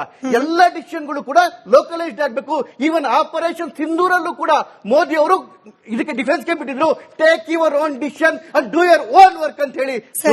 ಪ್ರಧಾನಮಂತ್ರಿ ಅವರಿಗೆ ಸೈನ್ಯದ ಮೇಲೆ ಅಷ್ಟು ನಂಬಿಕೆ ಇದೆ. ಮತ್ತೆ except the decision of war, ಅದನ್ನ CCS cabinet committee and security ತಗೊಳ್ಳೋದು. Very good decision sir. ಈ ಫಡ್ಕೆ ಅವರಿಗೆ ಹಾಗೆ ಕಶ್ಯಪ್ ಅವರಿಗೆ ಸೇಮ್ ಪ್ರಶ್ನೆ. ಜೋ ಉಚಿತ ಸಮಜೋ ಓ ಕರೋ ಅನ್ನುವ ದೇಶದ ಪ್ರಧಾನಿಯ ಒಂದು ಸ್ಟ್ಯಾಂಡರ್ಡ್ ಸ್ಟೇಟ್ಮೆಂಟ್, ಇದು ರೆಸ್ಪಾನ್ಸಿಬಿಲಿಟಿಯಿಂದ ನುಣುಚಿಕೊಳ್ಳೋ ಪ್ರಯತ್ನ ಅಂತ ಹೇಳಿ ಅನ್ನಿಸಬಹುದಾ ಅಂತ ಹೇಳಿ ಸೇಮ್ ಪ್ರಶ್ನೆ. ಫಸ್ಟ್ ಫಡ್ಕೆ ಸರ್ ಹೇಳಿ, ಆಮೇಲೆ ಕಶ್ಯಪ್ ಅವರು ಹೇಳಿ. 2 ವಿಷಯ ನಾನು ಪ್ರಸ್ತಾಪ ಮಾಡೋದಕ್ಕೆ ಇಷ್ಟಪಡ್ತೀನಿ. ಡಿಫೆನ್ಸ್ ಮಿನಿಸ್ಟರ್ ಏನೋ ಒಪ್ಕೊಂಡ್ಬಿಟ್ರು 1800 ಕಿಲೋಮೀಟರ್ ಇದೆ ಅಂತ, ಅದು ಫ್ಯಾಕ್ಚುಲಿ ರಾಂಗ್ ಇದೆ. ಮೊದಲನೇದು, ನನ್ನ ಎದುರಿಗೇನೆ ಸ್ಟೇಟ್ಮೆಂಟ್ ಇದೆ, ಸೆಪ್ಟೆಂಬರ್ 23, 2023 ಸ್ಟೇಟ್ಮೆಂಟ್ ಇದೆ ಪಾರ್ಲಿಮೆಂಟ್ ನಲ್ಲಿ ಇಟ್ಟಿರುವಂತದ್ದು. ನಾನು ಅದನ್ನು ಓದು ತೋರಿಸ್ತೀನಿ. 38,000 ಸ್ಕ್ವೇರ್ ಕಿಲೋಮೀಟರ್ಗಳನ್ನ 1962-63 ನಲ್ಲಿ ನಾವು ಚೈನಾಗೆ ಕಳ್ಕೊಂಡ್ವಿ. ಅದೇ ಹೇಳ್ತೀನಿ. ಆಮೇಲೆ 5,800 ಸ್ಕ್ವೇರ್ ಕಿಲೋಮೀಟರ್ಗಳನ್ನ ಪಾಕಿಸ್ತಾನ ಆಕ್ರಮಣ ಮಾಡ್ಕೊಂಡಿದ್ದನ್ನ ಚೈನಾ ಕೊಟ್ಟರು ಅನ್ನೋದು ಆ ಸ್ಟೇಟ್ಮೆಂಟ್ ಅಲ್ಲಿದೆ, ಸ್ಪೆಸಿಫಿಕ್ ಆಗಿದೆ. ಫ್ಯಾಕ್ಟ್ಸ್ ಬಗ್ಗೆ ಮಾತಾಡೋಣ, ನಾವು ಸುಮ್ಮನೆ ಏನೇನೋ ಇದನ್ನ ಹೇಳೋದು ಬೇಡ ಅಂತ ನನ್ನ ಒಂದು ಅಭಿಪ್ರಾಯ. ಮತ್ತೆ ಜೋ ಉಚಿತ್ ಸಮझो वो करो ಅಂತಂದ್ರೆ, ಈಗ ನೋಡಿ, it is like giving free hand. ಅಂದ್ರೆ ನಿಮಗೆ ಅಲ್ಲಿ ಏನು ಸರಿ ಕಾಣುತ್ತೋ ನೀವು ತಗೊಳ್ಳಿ ಡಿಸಿಷನ್ ಅಂತ. ನಾವು ನಿಮ್ಮನ್ನ ಕಟ್ ಹಾಕೋದಿಲ್ಲ, ಅಲ್ಲಿ ಗ್ರೌಂಡ್ ರಿಯಾಲಿಟಿ ಬೇಕು. ಈಗ ನಾವು ಎಷ್ಟೋ ಸಂದರ್ಭದಲ್ಲಿ ಇರ್ತೀವಿ. ಈಗ ನಾವು ಒಂದು ಉದಾಹರಣೆ ಕೊಡ್ತೀನಿ. ನಾನು ಕೋರ್ಟ್ ನಲ್ಲಿ ವಾದ ಮಾಡ್ತಾ ಇರ್ತೀನಿ ಅಂತ ತಿಳ್ಕೊಳ್ಳೋಣ. ನನ್ನ ಕ್ಲೈಂಟ್ಗೆ ನಾನೇನೋ ಕೇಳಬೇಕಾಗತ್ತೆ. ಕೋರ್ಟ್ ನಲ್ಲಿ ಜಡ್ಜರು ಏನೋ ಒಂದು ಸವಾಲ್ ಮಾಡ್ತಾರೆ. ಆವಾಗ ನನ್ನ ಕ್ಲೈಂಟ್ ಹೇಳ್ತಾರೆ, ಆ ಸಂದರ್ಭಕ್ಕೆ ತಕ್ಕನಾಗಿ ನೀವು ಡಿಸಿಷನ್ ತಗೊಳ್ಳಿ ಅಂತ. I am fighting the battle in the court on that day. ಅವತ್ತಿನ ದಿವಸ ನಾನು ಏನ್ ಡಿಸಿಷನ್ ತಗೋಬೇಕು ಅಂತ ನನ್ನ ಮೇಲೆ ಇರ್ಬೇಕೇ ಹೊರತು ಇನ್ನೊಂದು ಪೊಲಿಟಿಕಲ್ ಹಿಂದ್ಗಡೆಯಿಂದ ನಮ್ ಜುಟ್ಟು ಹಿಡಿದು ಎಳಿಬಾರ್ದು. ಆಯ್ತಾ? ಅಂದ್ರೆ ಓಡ್ತಾ ಇರೋ ಕುದುರೆನ ಹಿಡಿದು ಜಗದಂಗ ಆಗುತ್ತೆ. ಆದ್ರಿಂದ ಅವತ್ತು ಗ್ರೌಂಡ್ ನಲ್ಲಿ ಏನ್ ರಿಯಾಲಿಟಿನೋ ಆ ಡಿಸಿಷನ್ ತಗೊಳ್ಳಿ ಅನ್ನೋದು ಗಿವಿಂಗ್ ಅ ಫ್ರೀ ಹ್ಯಾಂಡ್. ಇನ್ನೂ ಒಂದು ವಿಷಯ ಹೇಳ್ಬಿಡ್ತೀನಿ ನೋಡಿ. ಮುಂಬೈ ದಾಳಿ ಆದಾಗ ಇಡೀ ಇಂಡಿಯನ್ ಆರ್ಮಿ ಎಲ್ಲವೂ ರೆಡಿ ಆಗಿದ್ವು, ಹೋಗ್ಬೇಕು attack. They had even advised the government that we should not sit down like this. ಈ ತರದೊಂದು ದೊಡ್ಡ ಘಟನೆ ನಮ್ಮ ಒಂದು ದೊಡ್ಡ ನಗರದ ಮೇಲೆ ಆಗಿದೆ, ನಾವು ಮಾಡಬೇಕು ಅಂತ ಹೇಳಿ ಅವತ್ತು ತಗೊಳ್ಳಿಲ್ಲ. ಅದ್ ಯಾಕೆ ತಗೊಳ್ಳಿಲ್ಲ, ಏನ್ ತಗೊಳ್ಳಿಲ್ಲ ಅದು ಬೇರೆ. ಆದರೆ army when it was ready to take an action, ಅವಾಗ ಬೇಡ ಅನ್ನೋದು ಏನಿರುತ್ತೆ.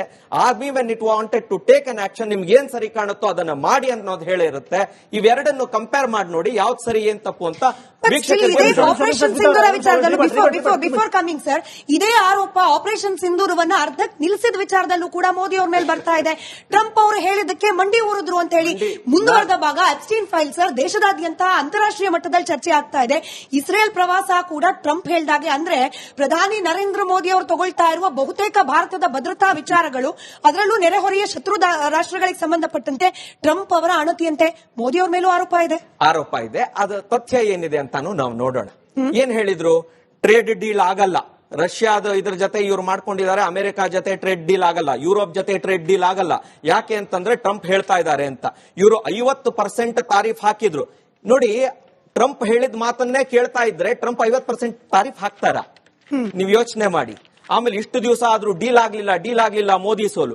ಡೀಲ್ ಆದ ತಕ್ಷಣ ಮೋದಿ ಸೋಲು. ಅಂದ್ರೆ ಏನಂದ್ರೂ ಹೇಳ್ಬೇಕು ಮೋದಿ ಸೋಲು ಅಂತ. ಯಾಕಂದ್ರೆ ಒಂದ್ ನಿಮಿಷ ಹೇಳ್ತೀನಿ, ಕಾಸ್ಟ್ ಗಳೆಲ್ಲ ನೋಡೋಣ, ಅದನ್ನು ನೋಡೋಣ, ಗೊತ್ತಾಯ್ತಲ್ವಾ? ಆದ್ರಿಂದ ಈ ತರ ನೆರೆಟಿವ್ ಹೇಳಿದ್ರೆ, ಅಂದ್ರೆ ಈ ಸಂದರ್ಭಕ್ಕೆ ಬಂದ ತಕ್ಷಣ ಈ ನೆರೆಟಿವ್ ಹೇಳೋದು, ಆ ಸಂದರ್ಭ ಬಂದ್ರೆ ಆ ನೆರೆಟಿವ್ ಹೇಳೋದು, ಅಂದ್ರೆ ಇದ್ರೊಳಗೆ ಏನ್ ತೋರಿಸ್ತಾ ಇದೆ?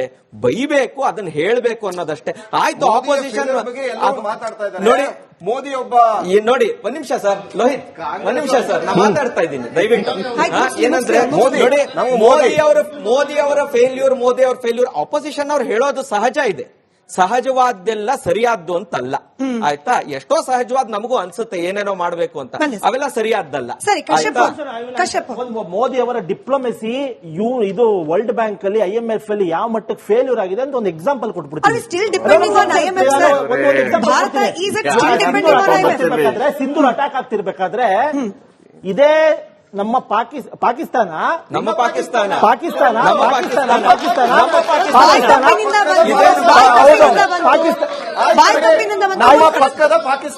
ನೋಡಿ, ಸಿಂಧೂರ್ ಅಟ್ಯಾಕ್ ಆಗ್ತಿರ್ಬೇಕಾದ್ರೆ ಪಾಕಿಸ್ತಾನದವರು IMF ಹತ್ರಕ್ಕೆ ಹೋದ್ರು, ನಮಗ್ ದುಡ್ಡು ಬೇಕು ಸ್ವಾಮಿ, ಭಿಕ್ಷೆ ತಕ್ಕೋದ್ರು. ಅವತ್ತು ಇಂಡಿಯಾನು ಆ ಪ್ಯಾನಲ್ ಅಲ್ಲಿ ಇತ್ತು, ಇಂಡಿಯಾ ಅಪೋಸ್ ಮಾಡಲಿಲ್ಲ. ಇವ್ರಿಗೆ ದುಡ್ಡು ಕೊಡಬೇಡಿ, ತಗೊಂಡ್ಬಂದು ನಮ್ ಜೊತೆ ಫೈಟಿಂಗ್. ಲೋಹಿತ್ ಅವರು ಅನುಕೂಲ ಸಿಂಧು ನರೇಟಿವ್ ಅನ್ನೋದು ಒಂದಿದೆಯಲ್ಲ, ಈಗ ಇದೇ ಆರ್ಟಿಕಲ್ ಕ್ಯಾರವನ್ ಮ್ಯಾಗಝಿನ್ ನ ಇದೇ ಆರ್ಟಿಕಲ್ ನಲ್ಲಿ ರೈಟರ್ ಬರೀತಾರೆ, ಇಡೀ ಇಂಟರ್ವ್ಯೂ ಉದ್ದಕ್ಕೂ ಅಥವಾ ಇಡೀ ಸಂಭಾಷಣೆ ಉದ್ದಕ್ಕೂ ಕೂಡ ಮೋದಿ ಅವರನ್ನ ಹಾಡಿ ಹೋಗಲಿದ್ದಾರೆ. ಎಲ್ಲೂ ಕೂಡ ಮೋದಿ ಅವರನ್ನ ಜನರಲ್ MM ನರವಣೆ ಅವರು ತೆಗಳಿದ್ಲಾಗ್ಲಿ ಅಥವಾ ಮೋದಿ ಅವರ ಡಿಸಿಷನ್ ವಿರುದ್ಧವಾಗಿ ಮಾತನಾಡಿದ್ದಾಗ್ಲಿ ಇಲ್ಲ ಅಂತ. ಇದನ್ನ ಯಾಕೆ ಕಾಂಗ್ರೆಸ್ ಪ್ರಸ್ತಾಪ ಮಾಡಲ್ಲ? ಎಲ್ಲೂ ಆ ಪುಸ್ತಕ ಹೊರಗಡೆ ಬನ್ನಿ. ಹೀಸ್ ಒನ್ ದಟ್ ಸೆಂಟೆನ್ಸ್, ಆ ಸೆಂಟೆನ್ಸ್ ಒಂದು ವಿಸ್ಲ್ ಬ್ಲೋವರ್ ನ ಹುಟ್ಟಾಕಿದೆ. ಮೋದಿಯವರ ಪ್ರಾಮಾಣಿಕತೆ ಮೇಲೆ ಕ್ವಶನ್ ಮಾಡಿದೆ. ಅದ್ರ ಬಗ್ಗೆ ಚರ್ಚೆ ಆಗ್ಲಿ. ಮೋದಿ ಏನು ಪ್ರಶ್ನಾತೀತರೇನಲ್ಲ. ಯಾಕೆ ಈ ಪ್ರಶ್ನೆ ಹುಟ್ಟುತ್ತೆ ಅಂತಂದ್ರೆ, ಗೋಲಾನದಲ್ಲಿ 20 ಜನ ಸೈನಿಕರನ್ನ ಚೈನಾದವರು ಬಂದು ಹೊಡೆದ್ರು. ಇವ್ರು ಯಾರು ಸಾಯ್ಲೇ ಇಲ್ಲ ಅಂತ ಅಂದ್ಬಿಟ್ಟು ಸುಳ್ಳು ಹೇಳ್ತಾ ಇದ್ರಲ್ಲ. ಮೋದಿ ಒಂದು ಪ್ರೆಸ್ ಕಾನ್ಫರೆನ್ಸ್ ಮಾಡಿ ದೇಶದ ಕಳೆದ 10-12 ವರ್ಷದ ಆಗು ಹೋಗುಗಳನ್ನ, ತಮ್ಮ ಫೇಲ್ಯೂರ್ ಅನ್ನ ಮತ್ತು ಪಾಸಸ್ ಗಳನ್ನ ಎಲ್ಲವನ್ನೂ ಸಹಿತ ದೇಶದ ಮುಂದೆ ಯಾರಾದ್ರು ಒಂದು ಪ್ರೆಸ್ ಕಾನ್ಫರೆನ್ಸ್ ಮಾಡಿ ಹೇಳಿದ್ರೆ ಅರ್ಥ ಆಗತ್ತೆ. ಇಲ್ಲ ಅಂತಂದ್ರೆ ಇಲ್ಲೇ ಹಿಂಗೆ ಫೇಕ್ ನ್ಯಾರೇಟಿವ್ಸ್, ಅವ್ರು ಯಾರೋ ಸಂಘದವರು, ಇವರು ಮತ್ತೊಬ್ರು, ಈ ಪುಂಡು ಪೋಕರುಗಳು, ಅವ್ರ್ಯಾರೋ ಇವ್ರುಗಳು ಮಾತಾಡೋದನ್ನ ನಾವು ಕೇಳ್ಕೋಬೇಕಾಗುತ್ತೆ. We want to hear it from Modi, direct from horse mouth. ಮಾತಾಡಿ ಸ್ವಾಮಿ. Why you are becoming a so weakest prime minister of India? ಈ ಭಾರತದ ಕೇಳಿಸ್ಕೊಳ್ಳಿ, ಚಂದ್ರಶೇಖರ್ ಅವರೇ, ಯಾವಾಗ್ಲೂ ಅಕ್ಸೈ ಚೀನ್ ಬಗ್ಗೆ ನೆಹರು ಅವರು ಹುಲ್ಲು ಬೆಳೆಯದ ಜಾಗ ಅನ್ನೋದನ್ನ ಪ್ರಸ್ತಾಪ ಮಾಡುವ ಹಾಗೆ 2013ರಲ್ಲಿ ಮನಮೋಹನ್ ಸಿಂಗ್ ಅವರಿದ್ದ ಸಂದರ್ಭದಲ್ಲಿ 19 ಕಿಲೋಮೀಟರ್ ಅನ್ನ ಬಿಟ್ಕೊಟ್ರು ಅನ್ನೋ ವಿಚಾರವನ್ನ ಪ್ರಸ್ತಾಪ ಮಾಡುವ ಬಿಜೆಪಿಗರು ಗಲ್ವಾನ್ ನಲ್ಲಿ ಏನಾಯ್ತು ಅನ್ನೋದನ್ನ ಯಾಕೆ ಮಾತನಾಡೋಲ್ಲ ಪ್ರಧಾನಿ ನರೇಂದ್ರ ಮೋದಿ? ಯಾಕೆ ಪ್ರಶ್ನೆ ಕೇಳಬಾರದು ಇದನ್ನ? ನೋಡಿ, ಪ್ರೆಸ್ ಮೀಟ್ ವಿಚಾರವನ್ನ ಮಾತಾಡಿದ್ರು. ಪ್ರಜಾಪ್ರಭುತ್ವದಲ್ಲಿ ಅತಿ ದೊಡ್ಡ ದೇವಸ್ಥಾನ ಅಂತಿರ್ತಕ್ಕಂಥದ್ದು ಜನರಿಗೆ ಇಡೀ ದೇಶಕ್ಕೆ ಜಗತ್ತಿಗೆ ತಿಳಿಸ್ತಕ್ಕಂಥ ಜಡಿದುತ್ತ ದೇವಸ್ಥಾನ ಇರ್ತಕ್ಕಂಥದ್ದು ಪಾರ್ಲಿಮೆಂಟ್ ಅಲ್ಲಿ ಎಲ್ಲಾ ವಿಚಾರಗಳು ಬರ್ತದೆ. ಗ್ಯಾಲ್ವಾನ್ ವಿಚಾರವನ್ನು ಕೂಡ ಡಿಫೆನ್ಸ್ ಮಿನಿಸ್ಟರು, ಹೋಮ್ ಮಿನಿಸ್ಟರ್ ಮತ್ತೆ ಪ್ರಧಾನಮಂತ್ರಿಗಳು ಇಂಚಿಂಚು ಬಿಟ್ಟಿಟ್ರು. ಈ ಭಾಗದಲ್ಲಿ ಏನು ಚಿನ್ಲಾದ ಏನು ಕೈಲಾಶ್ ರೇಂಜ್ ಇದೆಯಲ್ಲ, ಈ ಕೈಲಾಶ್ ರೇಂಜ್ ಅಷ್ಟೂ ಪರ್ವತ ನಮ್ಮ ವಶಕ್ಕೆ ಬಂದ್ಬಿಟ್ಟಿತ್ತು. ಯಾವೊಳಗಡೆಗೆ ಆಗಸ್ಟ್ 16ನೇ ತಾರೀಕು ನಮ್ಮ ವಶಕ್ಕೆ ಬಂದಿತ್ತು. ಮೊನ್ನೆ ಏನು 4 ಟ್ಯಾಂಕ್ಗಳು ಬಂದ್ವಲ್ಲ, ಅದೇ ರೇಂಜ್ ಅಲ್ಲಿ ಅವರ ಜಾಗಕ್ಕೆ ವಾಪಸ್ ಬರೋದಕ್ಕೆ ಟ್ಯಾಂಕ್ಗಳ ಮೂವ್ಮೆಂಟ್ ಇತ್ತು. ಅದರ ಅರ್ಥ ಭಾರತ ಚೈನಾ ಯಾವುದೇ ಕಾನ್ಫ್ಲಿಕ್ಟ್ ಇದ್ದಾಗ in spite of LAC line of actual control ಇದ್ರೂ ಕೂಡ ಯಾವ ಸ್ಟ್ರಾಟಜಿಕ್ ಪಾಯಿಂಟ್ಗಳಿದೆ, ಹೈಟ್ ಅಲ್ಲಿ ಕೂತ್ಕೊಂಡು ಅವ್ರನ್ನ ನೋಡ್ತಕ್ಕಂಥ ಸ್ಟ್ರಾಟಜಿಕ್ ಪಾಯಿಂಟ್ಗಳಿದೆ. ಈ ಸ್ಟ್ರಾಟಜಿಕ್ ಪಾಯಿಂಟ್ ಎಲ್ಲವೂ ಕೂಡ ಭಾರತ ಕವರ್ ಮಾಡಿದೆ, ಭಾರತ ಆರ್ಮಿ ಕವರ್ ಮಾಡಿಟ್ಟಿದೆ. ಹಾಗಾಗಿ ಯಾವುದೇ ವಿಚಾರದಲ್ಲಿ, ಡಿಪ್ಲೊಮ್ಯಾಟಿಕ್ ವಿಚಾರದಲ್ಲಿ ಇರಬಹುದು ಅಥವಾ ಈ ರೀತಿ ಫೈಟಿಂಗ್ ವಿಚಾರದಲ್ಲಿ ಇರಬಹುದು, we are having the upper hand against China. ಇದೇ ಪ್ರಧಾನಿ ನರೇಂದ್ರ ಮೋದಿ ಅವರು, ಚಂದ್ರಶೇಖರ್ ಅವರೇ, ಇದೇ ಪ್ರಧಾನಿ ನರೇಂದ್ರ ಮೋದಿ ಅವರು ಗಲ್ವಾನ್ನಲ್ಲಾದ ಫೇಸ್ ಆಫ್ ಸಂದರ್ಭದಲ್ಲಿ ಭಾರತದ ಒಬ್ಬ ಯೋಧ ಕೂಡ ಸತ್ತಿಲ್ಲ ಅಂತ ಹೇಳಿರೋ ವಿಡಿಯೋ ಕ್ಲಿಪ್ ಇವತ್ತಿಗೂ ವೈರಲ್ ಆಗ್ತಾ ಇದೆ. ಇದನ್ನೇ ತಪ್ಪಾಗಿರ್ತಕ್ಕಂಥದ್ದು. ಯಾವ ಇದಾಗಿತ್ತು, 15 ಜೂನ್ 2020 ಆಗಿತ್ತಲ್ಲ, ಆವತ್ತಿನ ವಿಡಿಯೋ ಕ್ಲಿಪ್ ಅದು. 2016, 17, 18 48 ಗಂಟೆಗಳ ಕಾಲ ನಿರಂತರವಾಗಿ ನಡೀತದ್ದು. ಅದಾದ್ಮೇಲೆ ಸ್ಟ್ಯಾಟಿಸ್ಟಿಕ್ಸ್ ನ ನಮ್ದೇ ಸರ್ಕಾರ ಅಕ್ಸೆಪ್ಟ್ ಮಾಡ್ಕೊಂಡಿದ್ದು. ಯಾವ ದಿವಸ ಗಲಾಟೆ ಆಯ್ತು ಅಂತ ಹೇಳಿದ್ರೆ ಅವತ್ತು ಯಾವುದು ಕ್ಯಾಜುಯಲಿಟಿ ಆಗಿರ್ಲಿಲ್ಲ. ಅದಾದ್ಮೇಲೆ ಮತ್ತೆ ವಾಪಸ್ ಹೋಗಿ ಏನು ಚೈನ್ಗಳಿಗೆ ಇದನ್ನ ಗುಂಡು ಹಾಸುವಾಗಿರ್ಲಿಲ್ಲ. ಆಗ ಎಲ್ಲ ವೆಪನ್ಗಳು ತಗೊಂಡು ವಾಪಸ್ ಬಂದ್ರು. 48 ಗಂಟೆ ಆದ್ಮೇಲೆ ಅಟ್ಯಾಕ್ ಆಗಿದ್ದು. 21ನೇ ತಾರೀಕು, ಜೂನ್ 21ನೇ ತಾರೀಕು ಸ್ಟ್ಯಾಂಡ್ ಅಪ್ ನಡೀತು. ಆ 21 ನಾವು 20 ಜನ ಆಯ್ತು, ನಾವು ಅಕ್ಸೆಪ್ಟ್ ಮಾಡ್ಕೊಂಡ್ವಿ. 100ಕ್ಕೂ ಹೆಚ್ಚು ಚೈನೀಸ್ ಸತ್ರು. ಸರಿ ಫಡ್ಕೆ ಅವರೇ, ನಾವು ನಮ್ಮ ಐಡೆಂಟಿಟಿ ತೋರಿಸಲಿಕ್ಕೆ ನಾವು ಕಾಗಜ್ ನಹಿ ದಿಖಾಯೆಂಗೆ ಅನ್ನೋರು ಕೂಡ ದೇಶದ ಭದ್ರತೆ ಬಂದಾಗ ಪ್ರಶ್ನೆ ಕೇಳಲಿಕ್ಕೆ ಅವ್ರಿಗೆ ಹಕ್ಕಿರುತ್ತೆ. ಸತ್ತವ್ರು 20 ಮಂದಿ ಭಾರತೀಯ ಸೈನಿಕರ, 40 ಮಂದಿನ ನಮಗ್ ಸಾಕ್ಷಿ ಬೇಕಪ್ಪ. ಚೈನಾದವರನ್ನ ನಿಜವಾಗ್ಲೂ ಭಾರತೀಯ ಸೈನಿಕರು ಕೊಂದಾಕಿದ ನಿಜಾನ ಸಾಕ್ಷಿ ಬೇಕು. ನಮ್ಮ ಭಾರತದ ಭೂಮಿಯನ್ನ ಭಾರತೀಯ ಸೈನಿಕರು ಅಥವಾ ದೇಶದ ಸರ್ಕಾರ ಕಳ್ಕೊಳ್ಳೋ ಹಂತಕ್ಕೆ ಹೋಯ್ತಾ, ಸಾಕ್ಷಿ ಬೇಕು ಕೇಳ್ತಾರೆ. ಕೇಳೋದ್ರಲ್ಲಿ ತಪ್ಪೇನಿದೆ? ನೋಡಿ, ಖಂಡಿತ ಕೇಳೋದ್ರೊಳಗೆ, ಪ್ರಜಾಪ್ರಭುತ್ವದಲ್ಲಿ ಕೇಳೋದ್ರೊಳಗೆ ತಪ್ಪಿಲ್ಲ. ಕೇಳೋದು coming back to the topic, ಈಗ ನಿಜವಾಗ್ಲೂ ಭಾರತದ ಸೈನ್ಯ ಚೈನಾ ವಿರುದ್ಧ ಅವತ್ತು ಮೇಲ್ಗೈಯನ್ನ ಸಾಧಿಸಿದ್ದೇ ನಿಜ. ಆದ್ರೆ ಜನರಲ್ MM ನರವಣೆ ಅವರ ಪುಸ್ತಕದ ಆಚೆ ಬರ್ಲಿಕ್ಕೆ ತಡೆ ಒಡ್ತಿರೋದು ಯಾಕೆ ಚಂದ್ರಶೇಖರ್ ಅವರೇ? ಅಥವಾ ಅವರ ಈ ಪುಸ್ತಕದ ಆಧಾರಿತ ಒಂದು ಕ್ಯಾರವನ್ ಮ್ಯಾಗಝಿನ್ ನ ಕೋಟ್ ಅನ್ನ ರಾಹುಲ್ ಗಾಂಧಿ ಅವರು ಉಚ್ಚಾರ ಕೂಡ ಮಾಡದೇ ಇರೋ ರೀತಿಯಲ್ಲಿ ತಡೆಯುವಂತ ಭಯ ಬಿಜೆಪಿಗೆ ಏನಿತ್ತು? ನೀವು ನಿಮ್ಮ ಪ್ರಶ್ನೆಗೆ ಉತ್ತರ ಕೊಡ್ತೀನಿ. 2 ಫ್ಯಾಕ್ಟ್ಗಳನ್ನ ಹೇಳ್ಬಿಟ್ಟು ನಮ್ಗೆ ಉತ್ತರ ಕೊಡ್ತೀನಿ. ಒಂದು, ಅಂಬಾನಿ ಅಂತ ಕುಣಿತಾ ಇರ್ತಾರೆ ಕಾಂಗ್ರೆಸ್ ಅವರು. 1966ರಿಂದ 1988 22 ವರ್ಷಗಳ ಕಾಲ, ತಕ್ಷಣ ಗೂಗಲ್ ಮಾಡಿ ಸ್ಟಡಿ ಮಾಡಿ, 22 ವರ್ಷಗಳ ಕಾಲ ಒಂದೇ ₹1 ಟ್ಯಾಕ್ಸ್ ಕಟ್ಟಕ್ ಬಿಟ್ಟಿಲ್ಲ ಅಂಬಾನಿ ಅವರಿಗೆ. 0 ಟ್ಯಾಕ್ಸ್. 22 ಇಯರ್ಸ್ ಕಾಂಗ್ರೆಸ್ ಗೌರ್ಮೆಂಟ್ ಅಲ್ಲಿ ಅಂಬಾನಿ ಅವರಿಗೆ 0 ಟ್ಯಾಕ್ಸ್. ಇವ್ರು ಹೇಳ್ತಾರೆ ಅಂಬಾನಿ, ಮೋದಿ ಅವರ ಅಂಬಾನಿ ಅಂತೇಳಿ. ನೀವಾಗಲೇ ಒಂದು ಉಲ್ಲೇಖ ಮಾಡಿದ್ರಿ, 1962ರ ವಾರಲ್ಲಿ ಅಂಡರ್ಸ್ಟ್ಯಾಂಡ್ ಅವರ ಪುಸ್ತಕ ಬರೆದಾಗ ಯಾಕೆ ರಿಲೀಸ್ ಆಗಿರ್ಲಿಲ್ಲ? ನಾವು ಅದಕ್ಕೆ ಯಾವತ್ತೂ ಕಾಂಗ್ರೆಸ್ ದೂಷಣೆ ಮಾಡಲಿಲ್ಲ. ಡಿಫೆನ್ಸ್ ಅಂತಕ್ಕಂಥದ್ದು ಯಾವತ್ತೂ very very sensitive matter.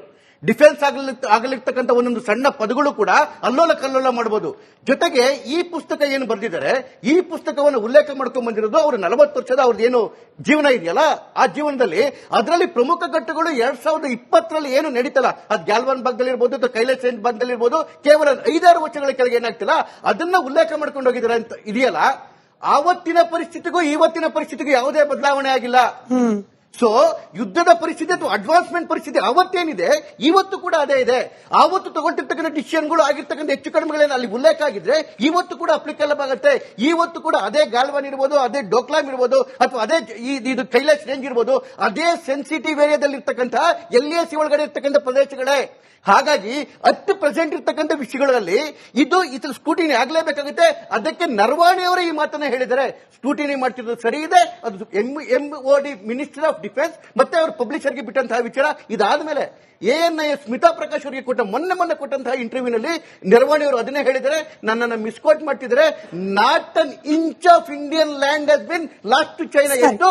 Not 1 inch. ಅದು ನೆಹರು ಚೈನಾಗೆ ಬಿಟ್ಕೊಟ್ಟಿದ್ದೆಷ್ಟು? 34,500 ಸ್ಕ್ವೇರ್ ಕಿಲೋಮೀಟರ್. ನಾನು ಆಡಿಯನ್ಸ್ ಗಳಿಗೆ ಹೋಗೋಕ್ ಮುಂಚೆ ಫಟ್ಕೆ ಸರ್, ನಮಗೆ ಅಂದ್ರೆ ಜನಸಾಮಾನ್ಯರಿಗೆ ಬೇಕಾಗಿರೋದು ಫ್ಯಾಕ್ಟ್ಸ್. ನೀವು ಅವಾಗ್ಲಿಂದ ಹೇಳ್ತಾ ಇರೋ ರೀತಿಯಲ್ಲಿ ಈಗ ವಿರೋಧ ಪಕ್ಷದವರು ತಮ್ಮ ಅನುಕೂಲಕ್ಕೆ ತಕ್ಕಂಗೆ, ಆಡಳಿತ ಪಕ್ಷದವರು ತಮ್ಮ ಅನುಕೂಲಕ್ಕೆ ತಕ್ಕಂಗೆ ನರೇಟಿವ್ ಬಿಲ್ಡ್ ಮಾಡ್ತಾ ಇರಬೇಕಾದ್ರೆ ಭಾರತ ಹಾಗೆ ಚೀನಾದ ನಡುವಿನ ಪರಿಸ್ಥಿತಿ ಆಕ್ಚುಯಲ್ ಆಗಿ ಹೇಗಿದೆ ತಿಳ್ಕೊಳ್ಳೋದು ಹೇಗೆ? ನೋಡಿ, ಆಕ್ಚುಯಲ್ ಆಗಿ ತಿಳ್ಕೊಳ್ಬೇಕು ಅಂತಂದ್ರೆ ಪಬ್ಲಿಕ್ ಡೊಮೈನ್ ನಲ್ಲಿ ಸಾಕಷ್ಟು ಮೆಟೀರಿಯಲ್ ಇದೆ, ಅದನ್ನ ನಾವು ನೋಡೋಣ. ಇದಿಷ್ಟೇ ಅಲ್ಲ, ಮತ್ತೆ ನಮ್ಮ ವಿವೇಚನೆಯಿಂದ ಯಾವ್ದು ಸರಿ ಯಾವ್ದು ತಪ್ಪು ಅನ್ನೋದನ್ನು ಗ್ರಹಿಕೆ ಮಾಡುವಷ್ಟು ಪ್ರಬುದ್ಧರು ನಮ್ಮ ನಾಗರಿಕರು ಅನ್ನೋದು ನನ್ನ ಸ್ಪಷ್ಟವಾದ ನಂಬಿಕೆ ಇದೆ. ಆಯ್ತಾ? ಆದ್ರಿಂದ ಈಗ ನೋಡಿ, ಜಗತ್ತಿನಲ್ಲಿ ಏನೇನಾಗ್ತಾ ಇದೆ ಎಲ್ಲವೂ ನಮಗೆ ಇವತ್ತು ಕೈ ಬೆರಳಲ್ಲಿ ಸಿಗ್ತಾ ಇದೆ. ಆದ್ರಿಂದ ಪಬ್ಲಿಕ್ ಡೊಮೈನ್ ನಲ್ಲಿ ಏನೇನಿದೆಯೋ ಅದೆಲ್ಲವೂ ಸಿಗುತ್ತೆ. ಪಾರ್ಲಿಮೆಂಟರಿ ಡಿಬೇಟ್ಸ್ ಕೂಡ ಅವೈಲೇಬಲ್ ಇದೆ, ಅದನ್ನೂ ನೋಡಿ. ಇದೆಲ್ಲದರಿಂದ ಫ್ಯಾಕ್ಟ್ಸ್ ಅನ್ನ ತೆಗೆದುಕೊಳ್ಳಿ ಅನ್ನೋದಷ್ಟೇ ನನ್ನ ಅಂಬೋಣ. ಏನು ಅಂತಂದ್ರೆ, ಇದ್ರೊಳಗೆ ಪಬ್ಲಿಷ್ ಆಗಿಲ್ದೇ ಇರೋ ಪುಸ್ತಕದ ಬಗ್ಗೆ ಚರ್ಚೆ ಅಥವಾ ಇನ್ನೂ ಏನೋ ಇರಬಹುದು ಅನ್ನೋ ಊಹಾಪೋಹ ಮಾಡೋ ಬದಲು ಪಬ್ಲಿಕ್ ಡೊಮೈನ್ ನಲ್ಲಿರುವಂತಹ ಪಾರ್ಲಿಮೆಂಟ್ ಅಂದ್ರೆ ನಮ್ಮ ಏನು ಸಂವಿಧಾನದ ವ್ಯವಸ್ಥೆಯೊಳಗೆ ಯಾವುದು ಫ್ಯಾಕ್ಟ್ ಯಾವ್ದು ಫ್ಯಾಕ್ಟ್ ಅಲ್ಲ ಅನ್ನೋದು ಅಥೆಂಟಿಕ್ ಆಗಿ ಬರುವಂತದ್ದು ಪಾರ್ಲಿಮೆಂಟ್ ಅಲ್ಲಿರುವಂತಹ ಡಿಬೇಟ್ಸ್ ಒಳಗೆ ಮಿನಿಸ್ಟರ್ಗಳು ಅಥವಾ ಸರ್ಕಾರದ ಸಚಿವಾಲಯಗಳು ಕೊಟ್ಟಿರುವಂತಹ ಆನ್ಸರ್ ಗಳನ್ನ ನೋಡಿದ್ರೆ ನಮಗೆ ತಥ್ಯ ಗೊತ್ತಾಗುತ್ತೆ. ಅದನ್ನ ನೋಡಬಹುದು. It is available in public domain. Tax free ಬಗ್ಗೆ ಮಾತಾಡಿದ್ರಿ. 2047ರವರೆಗೆ ದೇಶದಲ್ಲಿ ಕಟ್ಟುವಂತ ಡೇಟಾ ಸೆಂಟರ್ಗಳಿಗೆ ಟ್ಯಾಕ್ಸ್ ಫ್ರೀ ಘೋಷಣೆ ಮಾಡಿದ್ದಾರೆ. ಡೇಟಾ ಸೆಂಟರ್ ಯಾರು ಕಟ್ತಾರೆ ಅಂತ ನಮ್ಮೆಲ್ರಿಗೂ ಗೊತ್ತು, ಅಂಬಾನಿ ಮತ್ತು ಅದಾನಿಗಳು. ಸರಿ, ಓಕೆ. ಭ್ರಷ್ಟಾಚಾರದ ಒಂದು ಪ್ರಶ್ನೆ ಹೇಳ್ತೀನಿ, ಉತ್ತರ ಕೊಡಲೇಬೇಕು. ಸ್ಕಿಲ್ ಇಂಡಿಯಾ ಬಗ್ಗೆ ಮಾತಾಡಲೇಬೇಕು. ಅದು 4,000 ಕೋಟಿ ಭ್ರಷ್ಟಾಚಾರ ರೀ. 4,500 ಕೋಟಿ ಭ್ರಷ್ಟಾಚಾರ ನಡೆದಿದೆ. ಮಾತಾಡ್ರಿ ಅದ್ರ ಬಗ್ಗೆ. 90 ಲಕ್ಷ ಜನ ಸ್ಕಿಲ್ ಇಂಡಿಯಾ ಬಗ್ಗೆ 95 ಲಕ್ಷ ಅಪ್ಲಿಕೆಂಟ್ಗಳಲ್ಲಿ 90 ಲಕ್ಷ ಫೇಕ್ ಅಕೌಂಟ್ಗಳಿವೆ. ಅದ್ರ ಬಗ್ಗೆ ಮಾತಾಡಬೇಕು. ಕೇಂದ್ರ ಸರ್ಕಾರ ಒಪ್ಕೊಂಡಿದೆ. 170 ಸೆಂಟರ್ಗಳನ್ನ ಬ್ಲಾಕ್ ಲಿಸ್ಟ್ ಮಾಡಿದ್ದಾರೆ ಹೊರತು ಅವರಿಂದ ಹಣವನ್ನ ವಾಪಸ್ ಪಡೆಯುವ ಬಗ್ಗೆ ಒಬ್ರನ್ನ ಬಂಧಿಸಿಲ್ಲ ರೀ. ಒಬ್ರು ರಾಜೀನಾಮೆ ಕೊಟ್ಟಿಲ್ಲ ರೀ. 14,000 ಕೋಟಿ ಭ್ರಷ್ಟಾಚಾರ ನಡೆದಿದೆ. ಮಾತಾಡ್ರಿ ಅದ್ರ ಬಗ್ಗೆ. ಒಳ್ಳೆ ಪ್ರಶ್ನೆ ಕೇಳಿದ್ರು. ಯಾವ್ಯಾವ ರೀತಿ ಒಳಗಡೆಗೆ ಅಲ್ಲಾಗಿತ್ತು ಏನೇನು ಅಂತ ಹೇಳಿ ಆಗ್ಲೇನೆ ಡಿಪಾರ್ಟ್ಮೆಂಟ್ ಮಿನಿಸ್ಟ್ರಿಯಿಂದ ಬಂದಿದೆ. ಸಪೋಸ್ ತಡ್ಕೊಳ್ರಿ, ಒಂದ್ ಪ್ರಶ್ನೆ ಕೇಳಿದ್ಮೇಲೆ ಸಮಾಧಾನ ಕೂತ್ಕೊಳ್ಳಿ, ಸಮಾಧಾನ. ನಿಮ್ ನೋವು ಅರ್ಥ ಆಗುತ್ತೆ ನೋಡಿ.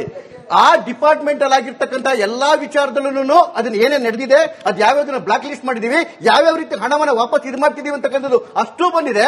ಸಪೋಸ್ ಆ ರೀತಿಯಲ್ಲಿ ಯಾವ್ದಾದ್ರು ಒಂದು ಭ್ರಷ್ಟಾಚಾರ ಆಗಿದೆ, ಇಲ್ಲಿವರೆಗೂ ನಾನು ಅವತ್ತಿನ ಅದನ್ನ ಪ್ರಶ್ನೆ ಕೇಳ್ತಾ ಇದ್ದೀನಿ. ಇದೇ ವಿಚಾರದಲ್ಲಿ ಒಬ್ಬರನ್ನು ಈಡಿಗಾಗ್ಲಿ ಕಂಪ್ಲೇಂಟ್ ಕೊಡೋದಾಗ್ಲಿ, ಒಬ್ಬರನ್ನು ಪೊಲೀಸ್ FIR ಮಾಡೋದಾಗ್ಲಿ ಯಾವುದಕ್ಕೂ ಮಾಡಕ್ ಹೋಗಲ್ಲ. ಇವ್ರು ಯಾವತ್ತು ಹಿಟ್ಟು ರನ್ನು ಎಲ್ಲದಕ್ಕೂ ನೋಡಿ. ಅದು ಎಲೆಕ್ಷನ್ ವಿಚಾರ ಇರ್ಬೋದು, ವೋಟ್ ಚೋರಿ ಇರ್ಬೋದು, EVM ಇರ್ಬೋದು, ಎಲ್ಲದಕ್ಕೂ ಯಾವುದಕ್ಕೂ ಕೋರ್ಟ್ ಹೋಗಲ್ಲ. ಇವರು ಯಾವುದಕ್ಕೂ ಕೋರ್ಟ್ ಹೋಗಲ್ಲ. ಹಾಗಾಗಿ ಈ ಹಿಟ್ ಅಂಡ್ ರನ್ ಕೇಸ್ ಇದೆಯಲ್ಲ, ನಿಮ್ಮನ್ನ ಆಪಾದನೆ ಮಾಡೋದು, ಓಡೋಗೋದು. ನೀವೆಲ್ಲ ಇಷ್ಟೊತ್ತು ನಾರಿವಂದು ಮಾತಾಡ್ತಾ ಇದ್ರಲ್ಲ, ಬೀಯಿಂಗ್ ಎ ಸೋಲ್ಜರ್ ಡಾಟರ್, ನನಗೆ ತುಂಬಾ ಹಿಂಸೆ ಆಗ್ತಾ ಇದೆ ಕೇಳಿಸ್ಕೊಳಕ್ಕೆ. ಒಂದು ಜನರಲ್ ಮೇಜರ್ ಇರೋರು, ಅವರು ಆಕ್ಚುಲಿ ಏನು ಮಾಡಬೇಕಾಗಿತ್ತು ಅಂದ್ರೆ, when the prime minister has given the liberty to fight, ಅವರು ಅದನ್ನ ಫೇಸ್ ಮಾಡಿ ಬೇಕಿದ್ರೆ ಕೋರ್ಟ್ ಮಾರ್ಷಲ್ ಫೇಸ್ ಮಾಡಬೇಕಾಗಿತ್ತು. ಇವಾಗ ಅದನ್ನ ಬುಕ್ ಪಬ್ಲಿಷ್ ಮಾಡಬೇಕಾಗಿರೋದು ನಾಚಿಕೆ ಆಗ್ತಾ ಇದೆ. ಸೊ ಇದಕ್ಕೆ ಆನ್ಸರ್ ಮಾಡಿ ನೋಡಿ. ಏನಂತ ಹೇಳಿದ್ರೆ ಇಲ್ಲ ಅದಕ್ಕೆ ಒಂದು 10 ಸೆಕೆಂಡ್ಸ್ ಆಡ್ ಮಾಡ್ಬಿಡ್ತೀನಿ. ಯಾವಾಗ ಇನ್ಸ್ಟ್ರಕ್ಷನ್ಸ್ ಬಂತು ನರವಣೆ ಅವರಿಗೆ ಅದನ್ನೇ ಪಾಸ್ ಮಾಡಿದ್ರು. ಜೋಶಿ ಅವರಿಗೆ, ನಾರ್ದನ್ ಆರ್ಮಿ ಕಮಾಂಡ್ ಅವರಿಗೆ, ಟೇಕ್ ದ ಅಪ್ರಾಪ್ರಿಯೇಟ್ ಡಿಸಿಷನ್ ಅಂತ ಮಾಡಿದ್ರು. ಮತ್ತೆ he has taken a very good decision. ಏನ್ ಡಿಸಿಷನ್ ಅಂತ ಹೇಳಿದ್ರೆ ನೋಡಿ, 1996 ಆಕ್ಟ್ ಪ್ರಕಾರ ನಾವು ಗುಂಡಾಸಂಗಿಲ್ಲ, ಗುಂಡಾಸಿದ್ರೆ ಅದು ಎಸ್ಕಲೇಟ್ ಆಗುತ್ತೆ ಯುದ್ಧಕ್ಕೆ. ಯುದ್ಧ ಯಾವ ದೇಶಕ್ಕೂ ಬೇಡ. ಹಾಗಾಗಿ ಅವ್ರು ಏನ್ ಡಿಸಿಷನ್ ತಗೊಂಡ್ರು ಅಂತ ಹೇಳಿದ್ರೆ, ಗುಂಡು ಹಾರಿಸೋದು ಬೇಡ, ಏನು ಟ್ಯಾಂಕ್ಗಳು ಬರುತ್ತೆ ಆ ಟ್ಯಾಂಕಿಗೆ ನೀವು ಅಡ್ಡ ಹೋಗಿ ಐ ಕಾಂಟ್ಯಾಕ್ಟ್ ಅಲ್ಲಿ ನೀವು, ಆದ್ರೆ ಫೈರ್ ಮಾಡೋದು ಬೇಡ ಅಂತ ಹೇಳಿ ಆ ಕೆಲಸವನ್ನ ಮಾಡಿದ್ರು. ಇಮಿಡಿಯೇಟ್ ಆಗಿ ಅವರು ಅಲ್ಲಿಗೆ ನಿಂತ್ಕೊಂಡ್ರು. ಅಲ್ಲಿಂದ ಅವರು ರಿಟ್ ಬ್ಯಾಕ್ ಮಾಡಿದ್ರು. ಬೆಳಗ್ಗೆ ಮಾತಾಡಿ ನಮ್ದು ರಿಟ್ ಬ್ಯಾಕ್ ಆಯ್ತು. Appropriate decision the chief army ಹಸ್ taken and we will oblige that. But ಅಷ್ಟೆಲ್ಲ ಆದ್ಮೇಲೆ ಫಟ್ಕೆ ಅವರು ಆಯ್ತು. Madam, I am passing on the question. ಆದ ನಂತರದಲ್ಲಿ, ಘಟನೆಗಳಾದ ನಂತರದಲ್ಲೂ ಕೂಡ ಪುಸ್ತಕ ಬರೆಯುವ ಮೂಲಕ ರಾಜಕೀಯ ಚರ್ಚೆಗೆ ನಾಂದಿ ಮಾಡಿಕೊಟ್ರ ಜನರಲ್ MM ನರವಣೆ ಅನ್ನೋದು ಪ್ರಶ್ನೆ. ಫಟ್ಕೆ ನೋಡಿ, ಎಲ್ಲರೂ ಒಂದಿಷ್ಟು ಸಂಯಮನ ತಗೊಳ್ಬೇಕು. ಅದು ದೊಡ್ಡ ಸ್ಥಾನದಲ್ಲಿದ್ದವರು ಹೆಚ್ಚಿಗೆ ಸಂಯಮದಿಂದ ಇರಬೇಕು ಅನ್ನೋದು ನನ್ನ ಅಭಿಪ್ರಾಯ. ಯಾವ್ದಾದ್ರೂ ಈ ತರ ಕಾಂಟ್ರವರ್ಸಿ ಕ್ರಿಯೇಟ್ ಮಾಡುತ್ತೆ ಅಥವಾ ದೇಶದ ಒಂದು ಆಂತರಿಕ ಅಥವಾ ಬಾಹ್ಯ ಭದ್ರತೆಗೆ ಸಂಬಂಧಪಟ್ಟಿದ್ದು ಇದ್ರೆ ಮೋರ್ ಡಿಸ್ಕ್ರಿಷನ್ ಇಸ್ ರಿಕ್ವೈರ್ಡ್. ಸಂಯಮ ಜಾಸ್ತಿ ಇರಬೇಕು. ಉನ್ನತ ಸ್ಥಾನದಲ್ಲಿದ್ದವ್ರು ಇನ್ನೂ ಹೆಚ್ಚಿಗೆ ಸಂಯಮ ಬಳಸಬೇಕು ಅನ್ನೋದು ನನ್ನ ಅಭಿಪ್ರಾಯ, ಪರ್ಸನಲ್ ಒಪಿನಿಯನ್. ಸರ್, ನಿಮ್ಮ ವಿಶ್ವಗುರು ಟೀಮ್ ಮಾಡ್ತಾ ಇದ್ರು, ಇವಾಗ ಬಂದಿದ್ದ ದೇಶ ಮಾಡ್ತಾ ಇದ್ದಾರೆ. 2014 ನಮ್ಮ US ಡಾಲರ್ $65 ಇತ್ತು, ಇವತ್ತು $197 ಆಗಿದೆ. ಚಿನ್ನ ಅವತ್ತು 10 ಗ್ರಾಮ್ $36,000 ಇತ್ತು, ಇವತ್ತು $150 ಆಗಿದೆ. ಸ್ಮಾರ್ಟ್ ಸಿಟಿ ಮಾಡ್ತೀನಿ, ಬುಲೆಟ್ ಟ್ರೈನ್ ಬಿಡ್ತೀನಿ ಅಂತ ಹೇಳ್ಬಿಟ್ಟು ಕಾಗೆ ಆಡಿಸ್ಕೊಂಡಿದ್ದಾರೆ. ಇವಾಗ ನಿಮ್ ಕಾರ್ಯಕರ್ತರನ್ನ ರೋಡಲ್ಲಿ ಬಿಟ್ಟು ಅಪಪ್ರಚಾರ ಮಾಡ್ತಾ ಇದ್ದಾರೆ. ಇದ್ರ ಬಗ್ಗೆ ನೀವೇನ್ ಹೇಳ್ತೀರಾ ಸರ್? ಏನಾಗುತ್ತೆ, ಸಾಮಾನ್ಯವಾಗಿ ನಾವು ಮಾತಾಡ್ಬೇಕಂತ ಹೇಳ್ತಾರೆ, ದೇಶದ್ರೋಹಿ ನೀನು, ನಾನೇ ಉತ್ತರ ಕೊಡ್ತೀನಿ. ದೇಶದ್ರೋಹಿ ಎಡಚರ. ಉತ್ತರ ಕೊಡ್ಲಿ. ಫಡ್ಕೆ ಸರ್, ಡಾಲರ್ ಇಲ್ಲ, ಡಾಲರ್ ವಿಚಾರದಲ್ಲಿ ಒಂದು ನಿಮಿಷ. ಡಾಲರ್ ವಿಚಾರದಲ್ಲಿ ಪದೇ ಪದೇ ಚರ್ಚೆ ಆಗ್ತಾ ಇರುತ್ತೆ. ರೂಪಾಯಿ ಮೌಲ್ಯ ಕುಸಿತಾ ಇದೆ. ಇದಕ್ಕೆ ನೇರವಾಗಿ ಮೋದಿ ಅವರೇ ಕಾರಣ. ಬೆಲೆ ಏರಿಕೆ, ಇನ್ಫ್ಲೇಷನ್ ದೇಶದಲ್ಲಿ ಹೆಚ್ಚಾಗ್ತಾ ಇದೆ, ಅದು ಕೂಡ ಮೋದಿ ಅವರ ಡಿಸಿಷನ್ಗಳ ಕಾರಣ. ಅವ್ರ ಪ್ರಶ್ನೆ ಶಾರ್ಟ್ ಫಾರ್ಮ್ ಹೇಳ್ಬಿಡ್ತೀನಿ. Inflation it is at an all time low, 3.3% ನಲ್ಲಿ ಇದೆ ನಮ್ಮ ದೇಶದಲ್ಲಿ. ಇದು ನಮ್ಮ ಬಗ್ಗೆ ಗಮನದಲ್ಲಿ ಇರಲಿ. ಕರ್ನಾಟಕದಲ್ಲಿ ಮೋರ್ ದ್ಯಾನ್ ನ್ಯಾಷನಲ್ ಆವರೇಜ್ 4.4 ಇದೆ ಪರ್ಸೆಂಟ್. ಆಯ್ತಾ? ಬೆಲೆ ಏರಿಕೆ ಆಗಲ್ವಾ ಅಂತಲ್ಲ, ಬೆಲೆ ಏರಿಕೆಯ ಪ್ರಮಾಣ ಯಾವ ರೀತಿ ಮುಂದುವರಿತಾ ಇದೆ ಅನ್ನೋದು ಅಷ್ಟೇನೆ ಅದರೊಳಗಿರೋದು. ಎಕನಾಮಿಕ್ಸ್ ಓದಿದ್ರೆ ಅರ್ಥ ಆಗುತ್ತೆ. ಓದ್ಬೇಕು, ನಾವೆಲ್ಲರೂ ಪ್ರಯತ್ನ ಮಾಡಿ ಅದನ್ನ ಕಷ್ಟ ಇದ್ರೂ ಕಲ್ತು ಓದಿದ್ರೆ ಒಳ್ಳೇದಾಗುತ್ತೆ. ಮೊದಲನೇದು. ಎರಡನೇದು, ಡಾಲರ್ ಮತ್ತೆ ರೂಪಾಯಿ ಬೆಲೆ, ಇದು ಒಬ್ಬ ಮನುಷ್ಯನ ಡಿಸಿಷನ್ ಮೇಲೆ ಇರೋದಿಲ್ಲ, ಟ್ರೇಡ್ ಮೇಲಿರುತ್ತೆ, GDP ಮೇಲಿರುತ್ತೆ, ನಾಮಿನಲ್ ಇಂಡೆಕ್ಸ್, ಪರ್ಚೇಸಿಂಗ್ ಪ್ಯಾರಿಟಿ ಅಂತ ಒಂದಿರುತ್ತೆ. ಇದ್ರದ್ದು ಎಲ್ಲವೂ ನೋಡ್ಬೇಕು. ಇದಕ್ಕೆ ದೀರ್ಘವಾದ ಎಕನಾಮಿಕ್ಸ್ ಇರುತ್ತೆ. ಹಾಗೇನೆ ಇವಾಗ ನಾನು ಕೇಳಿದ್ರೆ 1947 ಡಾಲರ್ ಮತ್ತೆ ರೂಪಾಯಿ ಬೆಲೆ ಏನಿತ್ತು, 1975 ಏನ್ ಬಂತು, 1991 ನಮ್ಮ ದೇಶ ದಿವಾಳಿ ಎದ್ದಂತಹ ಸ್ಥಿತಿನಲ್ಲಿ ಬಂಗಾರನ ಇಂಗ್ಲೆಂಡ್ಗೆ ಬೇರೆ ಕಡೆಗೆಲ್ಲ ಅಡ ಇಟ್ಟು ನಾವು ಎಕಾನಮಿನ ಓಪನ್ ಮಾಡಿದ್ವಲ್ಲ, ಆ ಸ್ಥಿತಿ ಏನಿತ್ತು. ಇವತ್ತಿನ ದಿವಸ ಹೈಯೆಸ್ಟ್ ಫಾರಿನ್ ಡೈರೆಕ್ಟ್ ಇನ್ವೆಸ್ಟ್ಮೆಂಟ್ ಇದೆ, ಹೈಯೆಸ್ಟ್ ಫಾರಿನ್ ರಿಸರ್ವ್ಸ್ ಇದೆ, ಹೈಯೆಸ್ಟ್ ಗೋಲ್ಡ್ ರಿಸರ್ವ್ಸ್ ನಮ್ಮ ದೇಶದಲ್ಲಿದೆ. ಇದನ್ನೆಲ್ಲ ನೋಡ್ಕೊಳ್ಬೇಕು. ಫಾರಿನ್ ಇನ್ವೆಸ್ಟ್ಮೆಂಟ್ ವಾಪಸ್ ತಗೊಂಡು ಹೋಗ್ತಿದ್ದಾರೆ ಅಂತ ಅದನ್ನು ಹೇಳಿ ನೋಡಿ.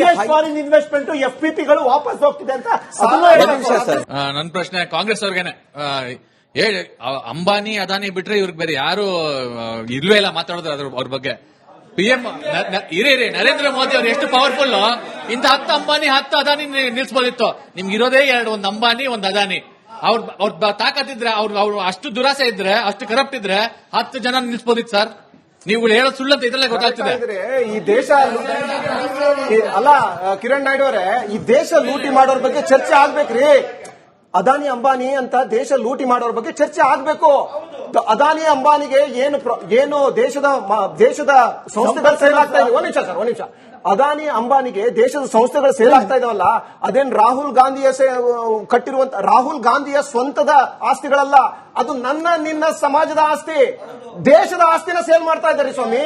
ಅದ್ರ ಬಗ್ಗೆ ಚರ್ಚೆ ಆಗ್ಬೇಕ್ರಿ. ನನಗೆ ಗೊತ್ತಿರೋ ಹಾಗೆ ಮಹಾರಾಷ್ಟ್ರ ಹಾಗೆ ಗುಜರಾತ್ ನಲ್ಲಿ ಕಾಂಗ್ರೆಸ್ ನೇತೃತ್ವದ ಸರ್ಕಾರಗಳು ಕೂಡ ಲೋಕಲಿ ಬಂತು. ನಿಜವಾಗ್ಲೂ ದೇಶ ಲೂಟಿ ಹೊಡಿತಿರೋ ಬಿಸ್ನೆಸ್ ಮನ್ ಗಳಾಗಿದ್ರೆ ಅರೆಸ್ಟ್ ಮಾಡಿ ಒಳಗೆ ಹಾಕ್ಸ್ಬೇಕಾಗಿತ್ತು. ಯಾರನ್ನ ನೀವ್ ಹೇಳ್ತಾ ಇರೋ ಅಂದಾನಿ ಅಬಾನಿ ಎಕ್ಸೆಟ್ರಾ ಒಳಗೆ ಹಾಕ್ಸ್ಬೇಕಾಗಿತ್ತು. ಇಡಿ CBI ವಿರುದ್ಧ ಯಾರಿಗೆ ಹೋರಾಡ್ತಾರೆ? ಲೋಕಲ್ ಪೊಲೀಸ್ ಸಾಮರ್ಥ್ಯವೇ ಇಲ್ಲ, ಲೋಕಲ್ ಇನ್ವೆಸ್ಟಿಗೇಟಿವ್ ಆಫೀಸರ್ ಗಳಿಗೆ ಸಾಮರ್ಥ್ಯವೇ ಇಲ್ಲ. ಇದೆ ಅಂತ ಅನ್ಕೊಂಡಿದ್ದೀರಾ? ಇದೇನು ಕೇವಲ ಭ್ರಷ್ಟಾಚಾರದ ವಿರುದ್ಧ ಹೋರಾಟ ಅಲ್ಲ, ಪ್ರಯತ್ನ ಏನಾಯ್ತು ಸರ್? ಅಲ್ಲ, ನಾನು ಇನ್ ಜನರಲ್ ಆಗಿ ಕೇಳ್ತಾ ಇದ್ದೀನಿ, ಇವರಿಬ್ಬರ ಇಲ್ಲಿಗಲ್ ಬಿಸ್ನೆಸ್ ಗಳನ್ನ ಅಥವಾ ನೀವು ಹೇಳ್ತಾ ಇರೋ ರೀತಿಯಲ್ಲಿ ದೇಶವನ್ನ ಲೂಟಿ ಹೊಡಿತಾ ಇರುವ ಬಿಸ್ನೆಸ್ ಗಳನ್ನ ಹೊರಹಾಕುವ ಪ್ರಯತ್ನ ಕಾಂಗ್ರೆಸ್ ಕಡೆಯಿಂದ ಬಾಹ್ಯ ಹೇಳಿಕೆಗಳನ್ನ ಬಿಟ್ಟು ಬೇರೆ ಏನಾಯ್ತು ಅಂತ. 2 ದಿವಸ ಅಂತ ಯಾವುದೇ ಸ್ಟೇಟ್ ಗವರ್ಮೆಂಟ್ ಅದ್ರ ವಿರುದ್ಧ ಕ್ರಮ ತೆಗೆದುಕೊಂಡ್ರೆ 2 ದಿವಸ ಇರಲ್ಲ. ಕ್ರಮ ಏನ್ ತಗೊಂಡ್ರು ಹೇಳಿ ಸರ್. ಆಮೇಲೆ ಕ್ರಮ ಏನ್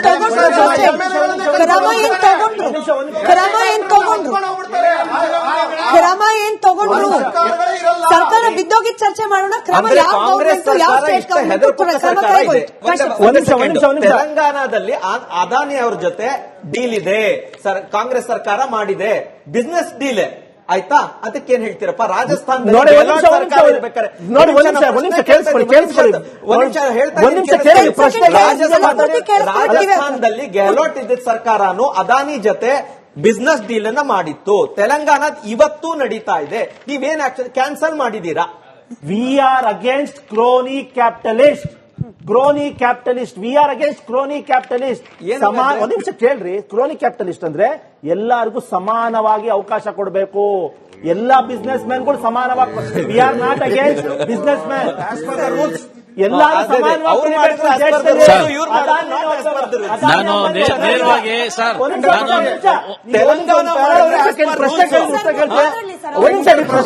ಉತ್ತರ ಸಮಾನವಾಗಿ ಎಲ್ಲಾ ಸಂಸ್ಥೆಗಳು ಬೆಳಿಬೇಕು, ಎಲ್ಲರೂ ಉದ್ಯೋಗ ಜನರೇಟ್ ಮಾಡಬೇಕು.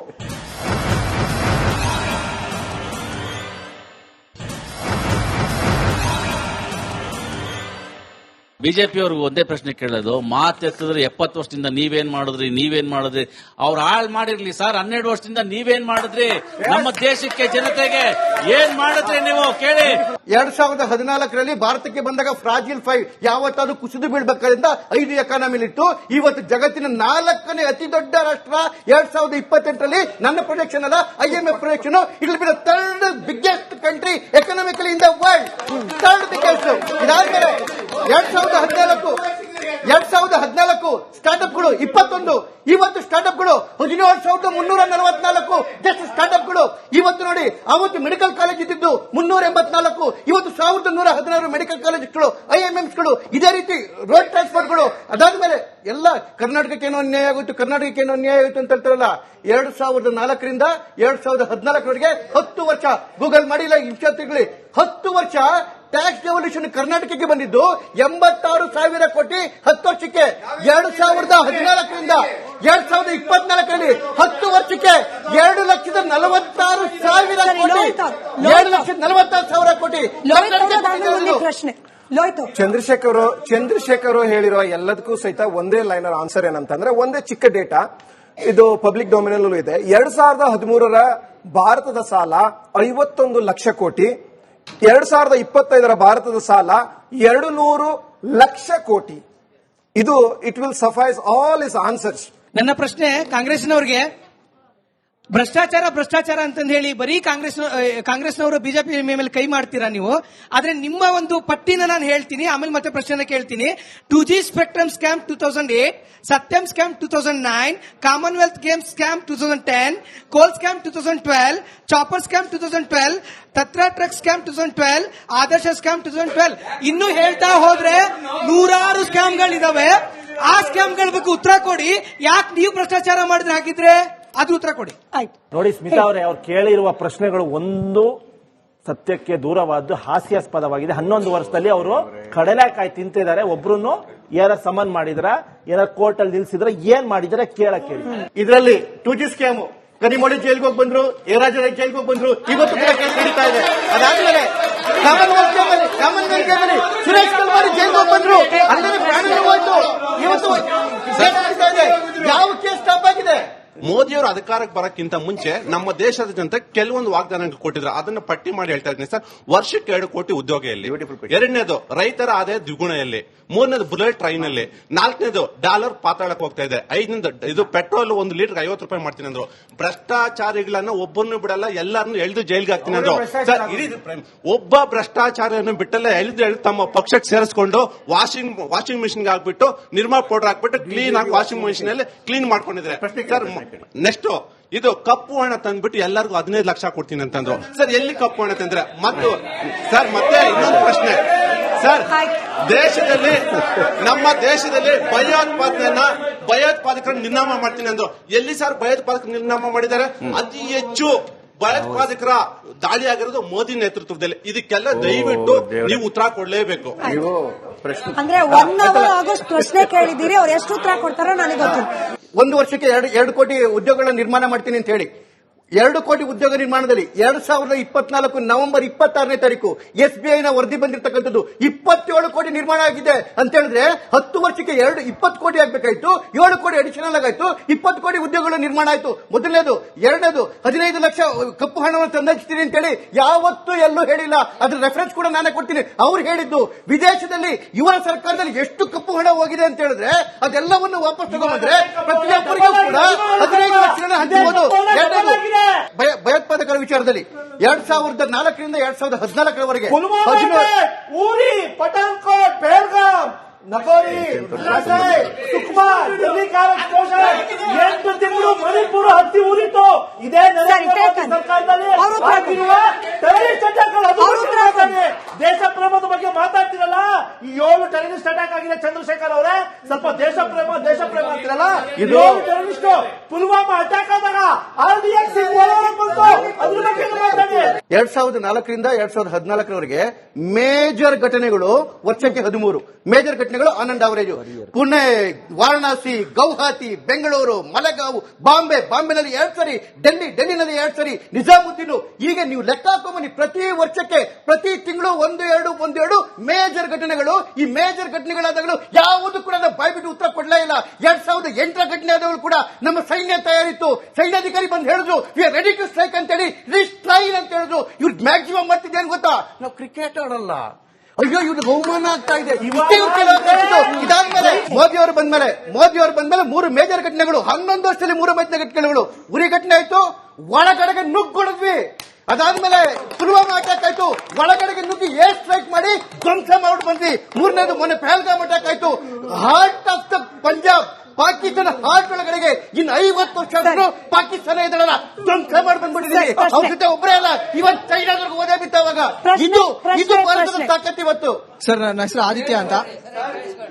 ಸರ್ ಆದಿತ್ಯ, ನನ್ನ ಪ್ರಶ್ನೆ ಕಾಂಗ್ರೆಸ್ ವಕ್ತಾರರಿಗೆ. ಮೋದಿಜಿ ಅವರ ದೇಶ ಪ್ರೇಮದ ಬಗ್ಗೆ ಪ್ರಶ್ನೆ ಎತ್ತಿದ್ದೀರಾ ನೀವೆಲ್ಲ. ಭಾರತ್ ತೆರೆ ತುಕಡೆ ಹೋಂಗೆ ಅಂತ JNU ಅಲ್ಲಿ ಸ್ಲೋಗನ್ಸ್ ಹೊಡೆದಾಗ ಅವ್ರ ಪರ ಸುಪ್ರೀಂ ಕೋರ್ಟ್ ಅಲ್ಲಿ ಯಾರು ವಾದ ಮಾಡ್ತಾ ಇದ್ದಾರೆ ಅದು ನಮ್ಗೆ ಚೆನ್ನಾಗಿ ಗೊತ್ತಿದೆ. ಅವ್ರ ಪರ ಯಾರು ಬೀದಿಗಿಳಿದು ಪ್ರತಿಭಟನೆ ಮಾಡ್ತಾ ಇದ್ದಾರೆ ಅದು ನಮ್ಗೆ ಗೊತ್ತಿದೆ. ಇಲ್ಲಿ ನಮ್ಮ ರಾಜ್ಯದಲ್ಲಿ ಆಗಿದ್ದಂತ ಘಟನೆ, ಪಾಕಿಸ್ತಾನ್ ಜಿಂದಾಬಾದ್ ಅಂತ ವಿಧಾನಸೌಧದಲ್ಲಿ ಯಾರು ಕೂಗಿದ್ದಾರೆ ಅದು ಎಲ್ಲಾ ಜಗತ್ ಜಾಹೀರಾಗಿದೆ. ಅದರ ವಿರುದ್ಧ ನಿಮ್ಮ ಪಕ್ಷದಿಂದ ಬಲವಾದ ಯಾವುದೇ ಒಂದು ವಿರುದ್ಧ ಅಥವಾ ಅವರನ್ನು ಉಚ್ಚಾಟನೆ ಮಾಡೋದಾಗ್ಲಿ ಏನೂ ಆಗಿಲ್ಲ.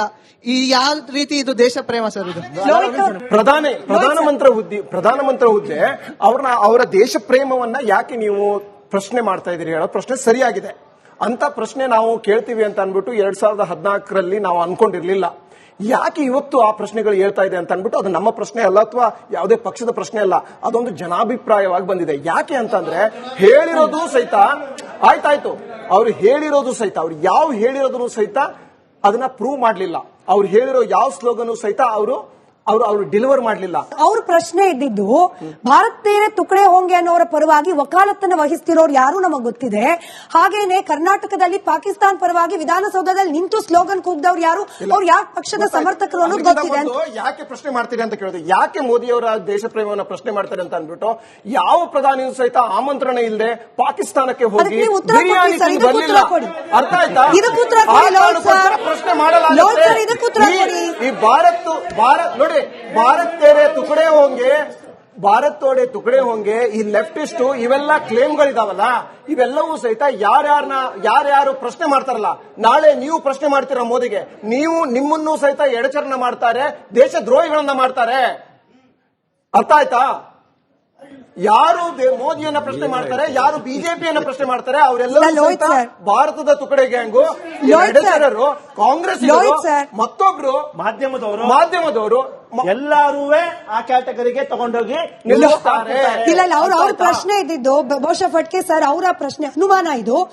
ಅಂದ್ರೆ ಕಾಂಗ್ರೆಸ್ ಪರವಾಗಿರುವವರು ಅಥವಾ ಕಾಂಗ್ರೆಸ್ನ ಜೊತೆಯಲ್ಲಿ ಗುರುತಿಸಿಕೊಂಡಿರೋರು ಯಾಕೆ ಯಾವಾಗ್ಲೂ ಆಂಟಿ ನ್ಯಾಷನಲ್ ಸಮರ್ಥಕರ ರೀತಿಯಲ್ಲಿ ಕಂಡು ಬರ್ತಿದ್ದಾರೆ ಅನ್ನೋದು ಅವ್ರ ಪ್ರಶ್ನೆ. ಅದು ಮಾಧ್ಯಮ ನೆರೆಟಿವ್. ಸರ್ ಫಟ್ಕೆ ಒಂದ್ ನಿಮಿಷ ಆಯ್ತು, ನೀವು ಮಾಧ್ಯಮದ ಮೇಲೆನೆ ಹಾಕಿ, ನನ್ ತಕರಾರಿಲ್ಲ. ನೀವು ಉತ್ತರ ಕೊಟ್ರಿ, ನಾವು ಕೇಳಿಸ್ಕೊಂಡ್ವಿ. ನೀವು ಉತ್ತರ ಕೊಟ್ರಿ, ನಾನು ಅದನ್ನು ಕೇಳಿಸ್ಕೊಂಡೆ. ಫಟ್ಕೆ ಸರ್ ಉತ್ತರ ಕೊಡ್ಲಿ, ಅದನ್ನು ಕೇಳಿಸ್ಕೊಳ್ಳೋಣ. ಸರ್ ಮುಂದುವರ್ಸಿ. ನೋಡಿ, ಅಫ್ಜಲ್ ಜಿ ಅಂದಿದ್ದು ಯಾರು ಅಂತ ನಮಗ್ ಗೊತ್ತಿದೆ. ಅಂದ್ರೆ ಒಬ್ಬ ಟೆರರಿಸ್ಟ್ ದೊಡ್ಡ ಗೌರವದಿಂದ ನೋಡಿದವ್ರು ಯಾರು ಅಂತ ನಾವು ನೋಡಿದೀವಿ. ಯಾಸೀನ್ ಮಲಿಕ್ ಪ್ರೈಮ್ ಮಿನಿಸ್ಟರ್ ಆಫೀಸಿಗೆ ಮನಮೋಹನ್ ಸಿಂಗ್ ಅವರು ಕರೆದು ಮಾತಾಡಿಸಿ ಇದನ್ ಮಾಡಿದ್ದಾರೆ. ಹಿ ಈಸ್ ಏನಂತಾರೆ, ಟೆರರಿಸ್ಟ್. ಜಮ್ಮು ಕಾಶ್ಮೀರದಲ್ಲಿ ಗುಂಡು ಹೊಡೆದಾಗ ಒಂದ್ ನಿಮಿಷ ಸರ್ ಉತ್ತರ ಕೇಳಿಸ್ಕೊಳ್ಳಿ. ಯಾಸೀನ್ ಮಲಿಕ್ ಅವನನ್ನ ಪ್ರೈಮ್ ಮಿನಿಸ್ಟರ್ ಆಫೀಸ್ ನಲ್ಲಿ ಕರೆದು ಮಾತಾಡಿಸಿ ಮರ್ಯಾದೆ ಮಾಡಿ ಕಳಿಸಿದವರು ಮನಮೋಹನ್ ಸಿಂಗ್ ಅವರು. ಹಾಗೇನೆ ಮುಂಬೈ ಟೆರರ್ ಅಟ್ಯಾಕ್ ನಮ್ಮ ಆಂತರಿಕದವರೇ ಮಾಡಿದ್ರು ಅಂತ ಹೇಳಿ ಪುಸ್ತಕ ಬಿಡುಗಡೆ ಮಾಡಿದಾಗ ಭಾಷಣ ಮಾಡಿದವ್ರು ದಿಗ್ವಿಜಯ್ ಸಿಂಗ್ ಇದ್ದಾರೆ, ನಮಗ್ ಗೊತ್ತಿದೆ. ಕರ್ನಾಟಕದ ಅಸೆಂಬ್ಲಿ ಒಳಗೆ ಅಂದ್ರೆ ಅಸೆಂಬ್ಲಿ ಹೊರಗಡೆ ಮೆಟ್ಲುಗಳಲ್ಲಿ ಪಾಕಿಸ್ತಾನ್ ಜಿಂದಾಬಾದ್ ಅಂದಿದ್ದು ಎಲ್ಲರಿಗೂ ಮಾಧ್ಯಮದಲ್ಲಿ ಕೇಳಿಸಿದೆ, ಯಾರು ಅಂತ ಗೊತ್ತಿದೆ. ಇದು ನರೇಟಿವ್ ಅಲ್ಲ, ಜಗತ್ತಿಗೆ ಕಾಣಿಸ್ತಾ ಇದೆ, ಜಗತ್ತಿಗೆ ಗೊತ್ತಿದೆ ಯಾರು ದೇಶದ ಪರ ಇದ್ದಾರೆ, ಯಾರು ಪಾಕಿಸ್ತಾನದ ಪರ ಇದ್ದಾರೆ ಅಂತ. ಕಾಂದಾರ್ ಅಟ್ಯಾಕ್ ಆದಾಗ ಏನ್ ಮಾಡಿದ್ರಿ ನೀವು? ಟೆರರಿಸ್ಟ್ಗೆ ರೆಡ್ ಕಾರ್ಪೆಟ್ ಹಾಕ್ಬಿಟ್ಟು ಹೋದ್ರಪ್ಪ ನೀವು ಆ ಕಡೆಗೆ ಅಂತಂದ್ರೆ ಇದು ನಿಮ್ಮ ದೇಶ ಪ್ರೇಮ, ಇದು ದೇಶದ ಭದ್ರತೆ ಬಗ್ಗೆ ನೀವು ಇಟ್ಟಿರುವ ಕಾಳಜಿ. Yes okay. ಮೊದಲನೇದು ಅವ್ರು ಕೇಳಿದ್ದು ಟುಕಡೆ ಹೊಂಗೆ ಅನ್ನೋದ್ ಜೊತೆ ನೀವ್ ಯಾಕೆ ನಿಂತ್ಕೊಂತೀರಿ ಅಂತ ಹೇಳಿ. ಯಾರ್ಯಾರು ಎಗನೆಸ್ಟ್ ಹೋಗ್ತಾರೋ ಅವರೆಲ್ಲ ಟುಕಡೆಗೆ ಹೆಂಗಂತ ಹೇಳಿದ್ದಲ್ಲ. ಕನಯ್ಯ ಕುಮಾರ್ ಟಿವಿ ಪ್ರೆಸ್ ಇದರೊಳಗಡೆಗೆ ಎಲ್ಲ ಮೀಡಿಯಾಗಳ ಮುಂದೆ ಭಾರತೀಯ ಟುಕಡೆ ಹೋಗಿ ಇನ್ಶಾಲ್ಲ ಅಂತೇಳಿ ಘೋಷಣೆ ಕುಕ್ಕೊಂಡು ಇಡೀ ಇದರೊಳಗಡೆ ಪ್ರದರ್ಶನ ಮಾಡಿದ್ದು JNU ಕ್ಯಾಂಪಸ್ ಒಳಗಡೆಗೆ ಎಲ್ಲ ಮೀಡಿಯಾಗಳ ಮುಂದೆ. ಮೊದಲನೇದು. ಎರಡನೇದು, ಅಫ್ಜಲ್ ಗುರು ಅವರು ಇದಾದಾಗ ಅಫ್ಜಲ್ ಗುರು ಘರ್ ಘರ್ ಮೇ ಅಫ್ಜಲ್ ಗುರು ಪೈದಾ ಹೋದ್ಗೆ ಅಂತೇಳಿ ಸಮಾರಂಭ ಮಾಡಿದ್ದು ಇದರೊಳಗಡೆಗೆ ಯಾವುದು JNU ಒಳಗಡೆಗೆ ಇದೇ ಗ್ಯಾಂಗ್ ಅವರು, ಇದೇ ಕನಯ್ಯ ಕುಮಾರ್. ಯಾರು ಕಾಂಗ್ರೆಸ್ ಕ್ಯಾಂಡಿಡೇಟ್ ಆಗಿದ್ರಲ್ಲ ಡೆಲ್ಲಿ ಎಲೆಕ್ಷನ್ ಅಲ್ಲಿ, ಅದೇ ಕನಯ್ಯ ಕುಮಾರ್ ಅವರು. ಅದಾದ್ಮೇಲೆ ಯಾಕೂಬ್ ಮೆಮನ್ ಅವ್ರಿಗೆ ಗಲ್ಗೆ ಹರಿಸಿದಾಗ ಮಧ್ಯರಾತ್ರಿ ಹೋಗಿ ಕೋರ್ಟ್ನ ಬಾಗಿಲು ತಟ್ಟಿದ್ದಾರೆ ಹೇಳಿ ಇದೇ ಅಶೋಕ್ ಮನು ಸಿಂಘ್ವಿ, ಇದೇ ಇವರ AICC ಮೆಂಬರ್ ಆಗಿರ್ತಕ್ಕ ಅಶೋಕ್ ಮನು ಸಿಂಘ್ವಿ. ಹಾಗಾಗಿ ದೇಶ ವಿರೋಧಿ ಯಾವ್ಯಾವ ಕೆಚ್ಚಗಳಾಗಿದೆ ಜೊತೆ ನಿಂತ್ಕೊಳ್ಳೋರು ಅವರು. ರಾಮ ದೇವರೇ ಅಲ್ಲ ಅಂತ ಕೋರ್ಟ್ ಹೋದವರು ಇವರೇನೇ, ನಾವೆಲ್ಲ ಹೋಗಿದ್ದು. ಇದಾದ್ಮೇಲೆ ಇನ್ನೂ ಪ್ರಶ್ನೆ ಹೇಳ್ತೀನಿ. ಅವ್ರೇನೋ ಬಿರಿಯಾನಿ ಅಂತಿತ್ತು. ಅವ್ರಿಗೆ ಬಿರಿಯಾನಿಗೆ ನೋಡಿ ಯಾವತ್ತೂ ಅಷ್ಟೇನೆ. ಇಂದಿರಾ ಗಾಂಧಿ ಅವರು 1979 ಮೋಸ್ಟ್ ಫೇವರ್ಡ್ ನೇಷನ್ ಅಂತ ಹೇಳಿ ಪಾಕಿಸ್ತಾನಕ್ಕೆ ಬಿರುದು ಕೊಟ್ಟು, ಅಂದ್ರೆ ಅತ್ಯಂತ ರಾಷ್ಟ್ರ ಅಂತ ಮಾಡಿದ್ರು.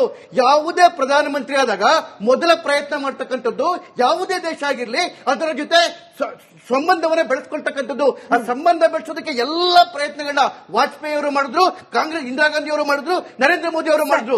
ನವಾಬ್ ಶರೀಫ್ ಅವರ ಮನೆಗೆ ಹೋಗಿದ್ದು ಅಷ್ಟೇನೆ. ನಾನು ಬಂದಿದ್ದೇನೆ, ಒಳ್ಳೆಯ ಸಂಬಂಧವನ್ನು ಹೇಳೋಣ ಅಂತೇಳಿ ಭೂತಾನ್ಗೆ ಹೋಗ್ಬಿಟ್ಟು ಬಂದ್ರು, ನೇಪಾಳಕ್ಕೆ ಹೋಗ್ಬಿಟ್ಟು ಬಂದ್ರು, ಪಾಕಿಸ್ತಾನಕ್ಕೆ ಹೋಗ್ಬಿಟ್ಟು ಬಂದ್ರು, ಎಲ್ಲ ಕಡೆಗೆ ಹೋದ್ರು. ಯಾವಾಗ ಅವರು ಕಂಟ್ರಿ ಬುದ್ಧಿ ತೋರಿಸಿದ್ರು ಒಳಗಡೆಗೆ ನುಗ್ಗೋಡಿದ್ರು. ಸರ್, ಬಿಜೆಪಿ ಅವರು ಭಾಷಣ ಚೆನ್ನಾಗಿ ಮಾತಾಡ್ತೀರಾ, ಆದ್ರೆ ನಂಗೆ ಒಂದೇ ಒಂದು ಪ್ರಶ್ನೆ ಏನಂದ್ರೆ, ದೇಶದ ಬಗ್ಗೆ ಇಷ್ಟೆಲ್ಲ ಮಾತಾಡ್ತೀರಾ ಇಲ್ಲ, ಯಾರು ದೇಶದ ಪರವಾಗಿದ್ದಾರೆ, ಯಾರು ದೇಶದ ವಿರೋಧವಾಗಿದ್ದಾರೆ ಅಂತ ನಿಮ್ ಕಡೆಯಿಂದ ಸರ್ಟಿಫಿಕೇಟ್ ಬೇಕಾಗಿಲ್ಲ. ಏನಕ್ಕಂದ್ರೆ ನಿಮ್ದೇ ಸೆಂಟ್ರಲ್ ಮಿನಿಸ್ಟರ್ ಅನುರಾಗ್ ಠಾಕೂರ್ ಏನಂತ ಹೇಳಿದ್ರು, ಈ ದೇಶಕ್ಕೆ ಗದ್ದಾರಂಗೋ ಗೋಲಿ ಮಾರೋ ಸಾರ್ಲಂಗೋ ಅಂತ ಹೇಳ್ಬಿಟ್ಟು ಅದೇ ದೇಶದ ಗದ್ದಾರ್ಗಳು ದುಬೈಯಲ್ಲಿ ಕೂತ್ಕೊಂಡಿದ್ರೆ ಅವ್ರ ಜೊತೆಲಿ ಕೂತ್ಕೊಂಡು ಕ್ರಿಕೆಟ್ ಮ್ಯಾಚ್ ನೋಡ್ತಾರೆ. ನಾಚಿಕೆ ಆಗ್ಬೇಕು ಬಿಜೆಪಿ ಅವ್ರಿಗೆ. ಹೆಂಗ್ ಕ್ರಿಕೆಟ್ ಆಡಿಸ್ತೀರಾ? ಕ್ರಿಕೆಟ್ ಬಗ್ಗೆ ಅಷ್ಟು ಮಾತಾಡಿದ್ರಿಲ್ಲ, ನಮ್ಮ ದೇಶಕ್ಕೆ ಬೇಕಾಗಿರ್ಲಿಲ್ಲ ಕ್ರಿಕೆಟ್, ಏನಕ್ಕೆ ಆಡಿದ್ರಿ ಅವ್ರ ಜೊತೆಯಲ್ಲಿ? ನಿಮ್ಮ ಬಂಡವಾಳ ಹಾಕಿದೀರಾ ಅಂತ ಏನ್ ಬೇಕಾದ್ರೂ ಮಾಡ್ತೀರಾ ನೀವು ಬಿಜೆಪಿ ಅವರು? ಈ ದೇಶ ಮಾಡ್ತಾ ಇದ್ದೀರಾ ನೀವು. Beautiful question sir. ಒಂದ್ ನಿಮಿಷ ನೋಡಿ, ನಾನು ಆಗ್ಲೇ ಹೇಳ್ತಿದ್ದೆ, ಯಾವತ್ತೂ ಅಷ್ಟೇನೆ ದೇಶ ಅಂತಕ್ಕಂಥದ್ದು ಜಗತ್ತಿನೊಳಗಡೆ ಇರ್ತಕ್ಕಂಥ ಒಕ್ಕೂಟ. ಇವ್ರು ಆಗ್ಲೇ ಹೇಳ್ತಿದ್ರು 10 ಕೋಟಿ ವ್ಯವಹಾರ, 10,000 ಕೋಟಿ ವ್ಯವಹಾರ ಮಾಡ್ತೀವಿ ಅಂತೇಳಿ. ನಾವು ಬೈಂಡ್ ಆಗಿರ್ತಕ್ಕಂಥದ್ದು WTOಗೆ, ವರ್ಲ್ಡ್ ಟ್ರೇಡ್ ಆರ್ಗನೈಸೇಷನ್ಗೆ, ವರ್ಲ್ಡ್ ಟ್ರೇಡ್ ಟ್ರೀಟಿಗೆ ನಾವೆಲ್ಲ ಸಿಗ್ನೇಚರ್ ಮಾಡಿದ್ದು. ರಾಜೀವ್ ಗಾಂಧಿ ಇದ್ದಾಗ ಮೊದಲನೇ ಸಿಗ್ನೇಚರ್ ಬಿತ್ತು, ಮನಮೋಹನ್ ಸಿಂಗ್ ಇದ್ದಾಗ 2 ಸಿಗ್ನೇಚರ್ ಬಿತ್ತು. ಚೈನಾ ಮೇಲೆ ಅಟ್ಯಾಕ್ ಮಾಡಿ ಮಾತಾಡ್ತಾರೆ. ಹೌದೌದು ನೋಡಿ. ಯಾಕೆ ಅಂತ ಹೇಳಿದ್ರೆ ಇವತ್ತು ಜಗತ್ತೊಳಗಡೆಗೆ ದೇಶ ಜಗತ್ತಿನ ದೊಡ್ಡ ಶಕ್ತಿ ಆಗ್ತಿರ್ತದೆ. ಯಾಕೆ ಅಂತ ಹೇಳಿದ್ರೆ ಇಂಟರ್ನ್ಯಾಷನಲ್ ಇದರೊಳಗಡೆಗೆ ಎಲ್ಲಾ ದೇಶಗಳು ನಮ್ಮ ಪರವಾಗಿ ನಿಂತ್ಕೊಂಡಿರ್ತಕ್ಕಂಥದ್ದು. ಯಾಕೆ ಅಂತ ಹೇಳಿದ್ರೆ ಯಾವ ದೇಶದ ವಿಚಾರಕ್ಕೂ ನಾವು ಧಕ್ಕೆ ಮಾಡ್ತಾ ಇಲ್ಲ. ಇದು ನಮ್ಮ UPA ಕಾಂಗ್ರೆಸ್ ಸರ್ಕಾರ ಅವಧಿಯಲ್ಲಿ ಶ್ರೀಲಂಕಾ, ನೇಪಾಳ ನಮ್ಮ ಮಿತ್ರ ರಾಷ್ಟ್ರ ಆಗಿತ್ತು. ಇವತ್ತೇನಾಗಿದೆ? ಅವ್ರ ಜೊತೆ ಹೋಗಿದೆ, ಚೈನಾ ಜೊತೆ ಹೋಗಿದ್ದಾರೆ, ಚೈನಾದವ್ರ ಜೊತೆ ಹೋಗಿದ್ದಾರೆ. ಇವರು ಅಫ್ಘಾನಿಸ್ತಾನ, ಇರಾನ್, ಇರಾಕು ನಮ್ಮ ಅನ್ಯ ಮಿತ್ರರಿಗೆ ಇದು ಮಾಧ್ಯಮದ ಮುಂದೆ ನಿಂತ್ಕೊಂಡು ಇಷ್ಟೋ ಮಾತಾಡ್ತಾರಲ್ಲ, ಅವ್ರಿಗೆ, ಅಫ್ಘಾನಿಸ್ತಾನ ಅವ್ರಿಗೆ, ಇರಾನ್ ಅವ್ರಿಗೆ, ಮಿಕ್ಕಿದ ರಾಷ್ಟ್ರಗಳಿಗೆ ಬಡ್ಜೆಟ್ ಅಲ್ಲಿ ಎಷ್ಟು ಹಣ ಎತ್ತಿರ್ತಿದ್ದಾರೆ ಅಂತ ಸ್ವಲ್ಪ ಅವ್ರ ಮಾಹಿತಿ ಹೇಳ್ಕೊಡ್ಬೇಕು. ಅಲ್ಲಲ್ಲ, ಒಂದ್ ನಿಮಿಷ. ಅಫ್ಘಾನಿಸ್ತಾನ ಅವ್ರಿಗೆ 500 ಕೋಟಿ ಎತ್ತಿರ್ತಿದ್ದಾರೆ. ಏನಕ್ಕೆ? ಕರ್ನಾಟಕ ಕೊಡಕ್ಕಾಗಲ್ಲ. ಅಫ್ಘಾನಿಸ್ತಾನ ಅವ್ರಿಗೆ ಮಾರಿಷಸ್ ಕೊಡ್ತಾರೆ, ಅಫ್ಘಾನಿಸ್ತಾನ ಅವ್ರು ತಗೊಂಡೋಗಿ ಕೊಡ್ತಾರೆ. ಇವತ್ತು ನಮ್ಮ ಪಕ್ಕದ ರಾಷ್ಟ್ರಗಳೆಲ್ಲ ನಮ್ ಜೊತೆ ನಿಂತಿಲ್ಲ, ಇವತ್ತು ನಿಂತಿರೋದವರು ಚೈನಾ ಜೊತೆ. ಫಟ್ಕೆ ಸರ್, ಅಲ್ಲಿಗೆ ಯಾವುದೇ ಒಂದು ರಾಷ್ಟ್ರ ಪರ್ಮನೆಂಟ್ ಶತ್ರು, ಪರ್ಮನೆಂಟ್ ಮಿತ್ರ ಆಗ್ಲಿಕ್ಕೆ ಸಾಧ್ಯ ಇದೆಯಾ ಅಂತ ಹೇಳಿ ಭಾರತಕ್ಕೆ ಹೇಳ್ತೀನಿ. ಏನಂದ್ರೆ ನೋಡಿ, ಜಗತ್ನಲ್ಲಿ ನಾವೆಲ್ಲರೂ ಇದೀವಿ, ಇರೋದು ಸತ್ಯ. ನಮ್ ಸುತ್ತಲೂ ಮುತ್ತಲು ನಮ್ ನೇಬರ್ಸ್ ನಮ್ ಪೇರೆಂಟ್ಸ್ ನಾವ್ ಹೇಗೆ ಚೇಂಜ್ ಮಾಡಕ್ ಆಗಲ್ವೋ, ನಮ್ ನೇಬರ್ಸ್ ನಾವು ಚೇಂಜ್ ಮಾಡಕ್ ಆಗಲ್ಲ. We have to deal with them. ಸಮಯಕ್ಕೆ, ಸಂದರ್ಭಕ್ಕೆ ತಕ್ಕನಾಗಿ ಡೀಲ್ ಮಾಡಬೇಕಾಗಿರೋದೇ ಬುದ್ಧಿವಂತನ. ಆದ್ರಿಂದ ಈಗ ನಮ್ಗೆ ಇವರಿಂದ ನೋಡಿ, ಶತ್ರುವಿನ ಶತ್ರು ಮಿತ್ರ ಅನ್ನೋದು ಒಂದಿದೆ. ಆಯ್ತಾ. ಯಾವಾಗ ನಾವು ನಮ್ಮ ದೇಶಕ್ಕೆ ಏನೇನ್ ಅನುಕೂಲ ಆಗುತ್ತೋ, ಇವ್ರ ಜೊತೆ ಫ್ರೆಂಡ್ಶಿಪ್ ಮಾಡ್ಕೊಂಡ್ರೆ ಅನುಕೂಲ ಆಗುತ್ತೆ ಅಂದ್ರೆ ಮಾಡ್ಕೊಳ್ಳೋಣ, ಇವ್ರ ಜೊತೆ ಫ್ರೆಂಡ್ಶಿಪ್ ಮಾಡ್ಕೊಳ್ಳದೇನೆ ವೈರ ಕಟ್ಕೊಳ್ಳೋಣ ಅನುಕೂಲ ಆಗುತ್ತೆ ಅಂದ್ರೆ ಅದನ್ನ ಮಾಡೋಣ. ಆದ್ರಿಂದ ಪರ್ಮನೆಂಟ್ ಅಂತ ಅಲ್ಲ, ಅವರ ನಡವಳಿಕೆ ಮೇಲೆ ನಮ್ಮ ರೆಸಿಪ್ರಾಸಿಟಿ, ಇಂಟರ್ನ್ಯಾಷನಲ್ ಲಾ ನಲ್ಲಿ ರೆಸಿಪ್ರಾಸಿಟಿ ಈಸ್ ದಿ ಕಾರ್ನರ್ ಸ್ಟೋನ್. ಅಂದ್ರೆ ಅವ್ರು ನಮ್ ಜೊತೆ ಹೇಗ್ ವ್ಯವಹಾರ ಮಾಡ್ತಾರೋ ನಾವು ಅವ್ರ ಜೊತೆ ಹೇಗ್ ವ್ಯವಹಾರ ಮಾಡೋದು ಅದೇ ನಿರ್ಧಾರ ಆಗುವಂಥದ್ದು. ಆದ್ರಿಂದ ಇವಾಗ ನಮಗೆ ಅನುಕೂಲ ಆಗುತ್ತಪ್ಪ, ನಾವು ಏನಂತಾರೆ ಬಾಂಗ್ಲಾದೇಶದ ಜೊತೆ ಇಷ್ಟು ದಿವಸ ನಮ್ದು ಒಳ್ಳೆ ಸಂಬಂಧ ಇತ್ತು, ಶೇಖ್ ಹಸೀನಾ ಅವ್ರಿದ್ರು ಇವ್ರ ಜೊತೆ ಎಲ್ಲ, ಆವಾಗ ರೀಜನ್ ನಲ್ಲೆಲ್ಲ ಕಂಟ್ರೋಲ್ ಮಾಡ್ಬೇಕಾಗಿತ್ತು, ನಮ್ಗೆ ಅನುಕೂಲ ಆಗ್ತಾ ಇತ್ತು, ಒಳ್ಳೆ ಸಂಬಂಧ. ಈಗ ಯೂನಿಸ್ ಗವರ್ನಮೆಂಟ್ ಬಂದಿದೆ, ಅದು ವ್ಯತಿರಿಕ್ತವಾಗಿ ಮಾಡ್ತಾ ಇದೆ. ಹಾಗಾದ್ರೆ ನೀವೇನ್ ಮಾಡಿದ್ರಿ ಅಂದ್ರೆ ಯಾವ ಸಂದರ್ಭದಲ್ಲಿ ಹೇಗ್ ನಡ್ಕೊಳ್ತಾರೆ ಅನ್ನೋದ್ರ ಮೇಲೆ ರಿಯಾಕ್ಷನ್ ಇರುತ್ತೆ ಹೊರತು ಪರ್ಮನೆಂಟ್ ಆಗಿ ಹೀಗೆ ಇರುತ್ತೆ ಅನ್ನೋದು ಇರೋದಿಲ್ಲ. 68 ಲಕ್ಷ ಸ್ಟ್ರೀಟ್ ವೆಂಡರ್ಸಿಗೆ ಇವತ್ತು ಸಹಾಯಧನ ಹೋಗ್ತಾ ಇದೆ. 80 ಕೋಟಿ ಜನಕ್ಕೆ ಆಹಾರದ ವ್ಯವಸ್ಥೆ ಕೋವಿಡ್ ಟೈಮ್ ನಲ್ಲಿ ಆಗಿತ್ತು. 52 ಕೋಟಿ ಅಕೌಂಟ್ಸ್ಗೆ ಮುದ್ರಾ ಯೋಜನೆಯಲ್ಲಿ ಸಾಲ ಸಿಗ್ತಾ ಇದೆ. 2045 ಮೆಡಿಕಲ್ ಕಾಲೇಜಸ್ ಇದೆ ಇವತ್ತು ನಮ್ಮ ದೇಶದಲ್ಲಿ. 7 ನ್ಯೂ IITs ಇದೆ, 8 ನ್ಯೂ IIMs ಇದೆ, 1.6 ಲ್ಯಾಕ್ ಸ್ಟಾರ್ಟ್ಅಪ್ಸ್ ಇದಾವೆ ನಮ್ಮ ದೇಶದಲ್ಲಿ. ನೋಡಿ, 3.7 ಕೋಟಿ ಡೈರೆಕ್ಟ್ ಡೆಬಿಟ್ ಫಾರ್ಮರ್ಸ್ಗೆ 3.7 ಲಕ್ಷ ಕೋಟಿ ರೂಪಾಯಿ ನಮ್ಮ ರೈತರಿಗೆ ಹೋಗಿದೆ ಡೈರೆಕ್ಟ್ ಆಗಿ. ಹಾಗೆ 1,75 ಲ್ಯಾಕ್ ಫಸಲ್ ಬಿಮಾ ಯೋಜನೆಯಲ್ಲಿ ಹೋಗಿದೆ, ಫಸಲ್ ಬಿಮಾ ಯೋಜನೆ ಒಳಗೆ ಹೋಗಿದೆ. ಹಾಗೇನೆ ಅಗ್ರಿಕಲ್ಚರ್ ಬಜೆಟ್ 2013-14 ಎಷ್ಟಿತ್ತು ಅದ್ರ 5 ಪಟ್ಟು ಅಗ್ರಿಕಲ್ಚರ್ ಬಜೆಟ್ ಆಗಿದೆ. ಆಮೇಲೆ ನಿಮಿಷ ಹೇಳ್ತೀನಿ, ನಿಮಗೆ ಎಲ್ಲಾ ಪ್ಲಾಟ್ಫಾರ್ಮ್ ಅಲ್ಲೂ ಇದೆ, ಕ್ರಾಸ್ ಚೆಕ್ ಮಾಡ್ಕೊಳ್ಳಿ. ತಪ್ಪು ಅನ್ನೋಂಗಿದ್ರೆ ಡಿಜಿಟಲ್ ಸೆಕ್ಷನ್ ಅಲ್ಲಿ ಕಾಮೆಂಟ್ ಮಾಡಿ. ಮುಂದಿನ ಪ್ರಶ್ನೆ. ನನ್ನ ಹೆಸರು ಪ್ರಸನ್ನ ಅಂತ, ನಾ ಕಾಂಗ್ರೆಸ್ನವ್ರಿಗೆ ಡೈರೆಕ್ಟ್ ಇದು ಪ್ರಶ್ನೆ. 1967ರಲ್ಲಿ ಇಂದಿರಾ ಗಾಂಧಿ ಅವರು ಪ್ರಧಾನಿ ಆಗ್ತಾರೆ ಮೊದಲು. ಆಗ ಕಾಂಗ್ರೆಸ್ ವಿಭಜನೆ ಆಗ್ತೈತೆ. ವಿಭಜನೆ ಆದ್ಮೇಲೆ ಕಮ್ಯುನಿಸ್ಟ್ ಅವರು ಸಪೋರ್ಟ್ ಕೊಡ್ತಾರೆ. ಕಮ್ಯುನಿಸ್ಟ್ ಅವ್ರು ಸಪೋರ್ಟ್ ಕೊಟ್ಟಾಗ ಅವ್ರು ಕಂಡೀಷನ್ ಹಾಕ್ತಾರೆ, ಒಂದು ಇದು ಮಾಡಬೇಕು, ನಾವು ಯೂನಿವರ್ಸಿಟಿ ಮಾಡಬೇಕು ಅಂತ. ಆ JNU ಮಾಡಿದ್ದು ಕಮ್ಯುನಿಸ್ಟ್ ಅವರು ಇದ್ರ ಮೇಲೆನೆ. ಇವತ್ತು ದೇಶದ ವಿರೋಧಿ ಕೆಲಸಗಳು ಏನೇನ್ ಮಾಡ್ತಾರೋ ಅಂತವ್ರನ್ನ ರತ್ನ ಗಂಬಳಿ ಹಾಕಿ ಒಂದು ಚೈನಾ ಕಳಿಸ್ತಾರೆ, ರಷ್ಯಾ ಕಳಿಸ್ತಾರೆ ಕಮ್ಯುನಿಸ್ಟ್ ಬಗ್ಗೆ ಇದು ಮಾಡಕ್ಕೆ. ಇದೆಲ್ಲ ಇವತ್ತು ಏನು ನಮ್ಮ ದೇಶದಲ್ಲಿ ಟೆರರಿಸ್ಟ್ ಮತ್ತು ದೇಶ ವಿರೋಧಿ ಚಟುವಟಿಕೆಗಳಾಗಕ್ಕೆ ಯೂನಿವರ್ಸಿಟಿ ಸ್ಥಾಪನೆ ಮಾಡಿದ್ದು ಕಾಂಗ್ರೆಸ್. ಇದಕ್ಕೆಲ್ಲ ಹೊಣೆ ಅವರೇ ಒತ್ಕೊಬೇಕು. ಇದೇ JNU ಹೇಳ್ತೀರಲ್ಲ, 68 ಸ್ಥಾಪನೆ ಆಯ್ತು, ಏನೋ ಉತ್ಪಾದನೆ ಮಾಡ್ತೀರ, ಟೆರರಿಸ್ಟ್ ಇದಾರೆ ಅಂತ. ನಿಮ್ಮ external affairs minister Jaishankar is from same university. Kindly correct your sentence mister. ನಿಮ್ಮ ಹೆಸರು ಗೊತ್ತಿಲ್ಲ? ನಿರ್ಮಲಾ ಸೀತಾರಾಮನ್ ರಾಜ್ಯಕ್ಕೆ ಕೊಟ್ಟಿರುವುದು ಚೊಂಬು, ಕರ್ನಾಟಕಕ್ಕೆ ಕೊಟ್ಟಿರುವುದು ಚೊಂಬು. ಅದೇ ಯೂನಿವರ್ಸಿಟಿಯಿಂದ ನೀವೇನ್ ಹೇಳ್ತಿದ್ದೀರಿ? ಯೂನಿವರ್ಸಿಟಿ ಅದೇ ಯೂನಿವರ್ಸಿಟಿಯಿಂದ ಬಂದಿರುವುದು ನಿರ್ಮಲಾ ಸೀತಾರಾಮನ್ ಚೊಂಬು ಕೊಟ್ಟಿರುವ ಮಂತ್ರಿ. ಮೂರು, ನಿಮ್ಮ ಶತ್ರು ಆಗಿರುವ ಬಿಜೆಪಿ ಸಂಸದ ಸುಬ್ರಹ್ಮಣ್ಯಂ ಸ್ವಾಮಿ ನಿಮ್ಮ ಮಿತ್ರ ಆಗಿದ್ದ 2014 ಮುಂಚೆ. ಇವತ್ತು ನೀವು ಅವ್ರನ್ನ ಶತ್ರು ಅಂತ ಕರೀತಿದ್ದೀರಾ. ಪಾಪಚ್ಚ ವಯಸ್ಸಾಗಿದೆ, ನಾವು ಬೆಲೆ ಕೊಡ್ತೀವಿ ಅವ್ರಿಗೆ. ಅದೇ JNU ಇಂದ ಉತ್ಪತ್ತಿ ಆಗಿರುವ ಒಂದು ಸ್ಟೂಡೆಂಟ್, ಅದ್ರ ಬಗ್ಗೆ ಮಾತಾಡಿ ಸ್ವಾಮಿ. ನೀವು ಚೈನಾ ಅವ್ರದ್ದು ಒಂದು GDP ನೋಡಬಹುದು, ಗ್ಲೋಬಲ್ GDP ನೋಡಬಹುದು. ಅವ್ರು ಬಂದ್ಬಿಟ್ಟು 26.6% ಅವರು ಗ್ಲೋಬಲ್ GDPಗೆ ಕಾಂಟ್ರಿಬ್ಯೂಟ್ ಮಾಡ್ತಾ ಇದ್ದಾರೆ. ನಾವು ಇಂಡಿಯಾ 17% ಮಾಡ್ತಾ ಇದೀರಿ. ಅದೇ US 10% ಮಾಡ್ತಾ ಇದೀರಿ. ಆದ್ರೆ ಇವತ್ತು ನಾವು ಇಂಡಿಯಾ US ಹೇಳ್ದಂಗೆ ಕೇಳಬೇಕು. ಯಾಕೆ ಸ್ವಾಮಿ ಈ ತರ ಜನರಿಗೆ ಏನಂತ ಹೇಳ್ತಾ ಇದೀರಾ? ಯಾಕಂದ್ರೆ ಇವತ್ತು ಪ್ರತಿಯೊಂದು 140 ಕೋಟಿ ಜನರಿಗೂ ಬೇಕಾಗಿರೋದು ನನ್ನ ರಕ್ಷಣೆ, ನಮ್ಮ ಫ್ಯಾಮಿಲಿಯ ಆರೋಗ್ಯ ಮತ್ತು ನನ್ನ ಮಕ್ಕಳ ಭವಿಷ್ಯ. ಈ ಮೂರರಲ್ಲೂ ಮೋದಿ ಅವರು ಫೇಲ್ಯೂರ್ ಆಗಿದ್ದಾರೆ ಅಂತ ನಾನು ಹೇಳಕ್ ಇಷ್ಟಪಡ್ತೀನಿ. ಆಯುಷ್ಮಾನ್ ಭಾರತ್ ಸ್ಕೀಮ್ ಏನಿದೆಯಲ್ಲ, ಜಗತ್ತಿನ ಅತ್ಯಂತ ದೊಡ್ಡ ಮೆಡಿಕಲ್ ಇನ್ಶೂರೆನ್ಸ್ ಸ್ಕೀಮ್ ಇದೆ. ಮೊದಲನೇದು. ಎರಡನೇದು ನೋಡಿ, ಯಾರು ಡಿನೈ ಮಾಡಕ್ಕಾಗಲ್ಲ, ಉಜ್ವಲ ಯೋಜನೆಯಲ್ಲಿ 10 ಕೋಟಿ ಮನೆಗಳಿಗೆ LPG ಹೊಸದಾಗಿ ಆಗಿರುವಂತದ್ದಿದೆ. ಆಮೇಲೆ ಜಲಜೀವನ್ ಯೋಜನೆಯಲ್ಲಿ ಪ್ರತಿಯೊಂದು ಮನೆಗೂ ನಲ್ಲಿ ನೀರು ಬರಬೇಕು ಅನ್ನೋದು ನಡೆದಿದೆ. ಇವತ್ತು ಅತ್ಯಂತ ಹೈಯೆಸ್ಟ್ ರೋಡ್ ನೆಟ್ವರ್ಕ್ ಪೇಸ್ ಏನಿದೆಯಲ್ಲ ಅದು ಭಾರತದಲ್ಲಿ ನಡೆದಿದೆ. ಆಮೇಲೆ ನೋಡಿ, ಇನ್ಫ್ರಾಸ್ಟ್ರಕ್ಚರ್ ಬಗ್ಗೆ ಕೇಳ್ತಾ ಇದ್ದಾರೆ. ಯಾರಿಗೂ ನಮ್ಮ ದೇಶದ ಜನರಿಗೆ ಏನೂ ಡೌಟ್ ಇಲ್ಲ, ಆಯ್ತಾ? ಇಷ್ಟೆಲ್ಲ ದೊಡ್ಡದು ನಮ್ಮ ದೇಶದಲ್ಲಿ ನಡೀತದೆ. ನೋಡಿ, 2014 ನಲ್ಲಿ life expectancy in India was 68 years. ಇವತ್ತು 72 years. 10 ವರ್ಷದಲ್ಲಿ ಲೈಫ್ ಎಕ್ಸ್ಪೆಕ್ಟೆನ್ಸಿ 4 ಇಯರ್ಸ್ ಗೆ ಜಾಸ್ತಿ ಆಗಿದೆ. ನೋಡಿ, ಅಂದ್ರೆ ಹೆಲ್ತ್ ಬಗ್ಗೆ ಕೇಳಿದ್ರಲ್ಲ, ಹೆಲ್ತ್ ಬಗ್ಗೆ ಹೇಳ್ತಾ ಇದ್ದೀನಿ, ಲೈಫ್ ಎಕ್ಸ್ಪೆಕ್ಟೆನ್ಸಿ ಹೇಗೆ ಜಾಸ್ತಿ ಆಗಿದೆ ಅಂತ ಹೇಳಿ. ಜಲ್ ಜೀವನ್ ಮಿಷನ್ ಒಂದು ಯೋಜನೆ, ಒಂದು ಅಟ್ಟರ್ ಫ್ಲಾಪ್ ಯೋಜನೆ. ನೀರಿನ ಮೂಲನೇ ಇಲ್ಲ, ನೀರಿನ ಮೂಲನೇ ಇದು ಡಿರೈವ್ ಮಾಡದೆ ಯೋಜನೆ ಸ್ಟಾರ್ಟ್ ಮಾಡಿದ್ದಾರೆ. ಹೌದು, ಏನಕ್ಕೆ ಸಬ್ಕಿ ಸಾಥ್ ಸಬ್ಕಾ ವಿಕಾಸ್ ಪ್ರಯಾಸ್ ಅಂತ ಹೇಳಿದ್ದಾರೆ ಅಂದ್ರೆ, ಜಲಜೀವನ ಬಂತು, ಅದರಲ್ಲಿ ಎಲ್ಲರಿಗೂ ಬ್ಯಾಂಕ್ ಅಕೌಂಟ್ ಬಂತು, ಮತ್ತೆ ಇದು ಎಲ್ಲರಿಗೂ ಸರಿಸಮನವಾಗಿ ಹೌಸ್ ಆಗಿ ಮನೆ ಕೊಟ್ಟಿರಬಹುದು, ಎಲ್ಲದರೂ ಅದರಲ್ಲಿ ಇದೆ. ಇದು ಬರೀ ಫ್ರೆಂಡ್ಸ್ ಗೋಸ್ಕರ ಹೇಳಿರೋದಂತದ್ದಲ್ಲ. ಫ್ರೆಂಡ್ಸ್ ಹೇಳೋದಾಗಿದ್ರೆ ಅವ್ರ ಮನೆ ಕರೆದ್ಬಿಟ್ಟು ಊಟ ಮಾಡಿಸಿ ನೀರು ಕೊಟ್ಟು ಹೇಳ್ತಾ ಇದ್ರು. ನಿಮ್ಮ ಅಭಿಪ್ರಾಯ ಅಂತ ಸ್ವೀಕರಿಸಿ, ಇದನ್ನ ಅಭಿಪ್ರಾಯ ಅಂತ ಸ್ವೀಕರಿಸಿ. ಕೊನೆ ಪ್ರಶ್ನೆ ಸರ್, ನನ್ನ ಪ್ರಶ್ನೆ ಬಿಜೆಪಿ ಅವ್ರಿಗೆ ಮಾತ್ರ ಇರುತ್ತೆ. ಯಾಕಂದ್ರೆ ನಾನು ಗುಜರಾತ್ ಅಲ್ಲಿ ಬಿಜೆಪಿ ಅವರು 32 ವರ್ಷದಿಂದ ರಾಜ್ಯನ ನಡೆಸ್ತಾ ಇದ್ದಾರೆ. ಅಲ್ಲಿ ಆ ಹಳ್ಳಿಯಲ್ಲಿ ನಾನು ಒಬ್ಬ ಅಲ್ಲಿ ಹುಟ್ಟಿರೋದು ವ್ಯಕ್ತಿ. ನಾನು ಮಾತಾಡ್ತಾ ಇದ್ದೀನಿ, ನರೇಶ್ ಜಾಧವ್ ನನ್ನ ಹೆಸರು. ನಾನು ಬೆಂಗಳೂರು ಬಂದು 11 ವರ್ಷ ಆಗಿದೆ. ಕನ್ನಡ ಕಲ್ತಿದ್ದೀನಿ, ಚೆನ್ನಾಗಿ ಮಾತಾಡ್ತೀನಿ. ಅದಕ್ಕೆ ಫಸ್ಟ್ ಚಪ್ಪಾಳೆ ಸರ್. ಓಕೆನಾ? I am Gujarati, I tell you Kannada. ಓಕೆನಾ? ನನಗೆ ಇಂಗ್ಲಿಷ್ ಜಾಸ್ತಿ ಬರಲ್ಲ. ಆದ್ರೆ ನಾನು ಬಿಜೆಪಿ ಅವ್ರಿಗೆ ಒಂದೇ ಪ್ರಶ್ನೆ ಕೇಳ್ತಾ ಇದ್ದೀನಿ. ನಮ್ಗೆ ಸಾಕಾಗೋಗೈತೆ ಗುಜರಾತ್ ಅಲ್ಲಿ. ಯಾಕೇಳಿ? ತುಂಬಾ ಸುಸ್ತಾಗಿದ್ದೀವಿ, ಸಾಕಾಗೋಗೈತೆ ನನಗೆ. ವಿಕಾಸ್ ಓಹೋ.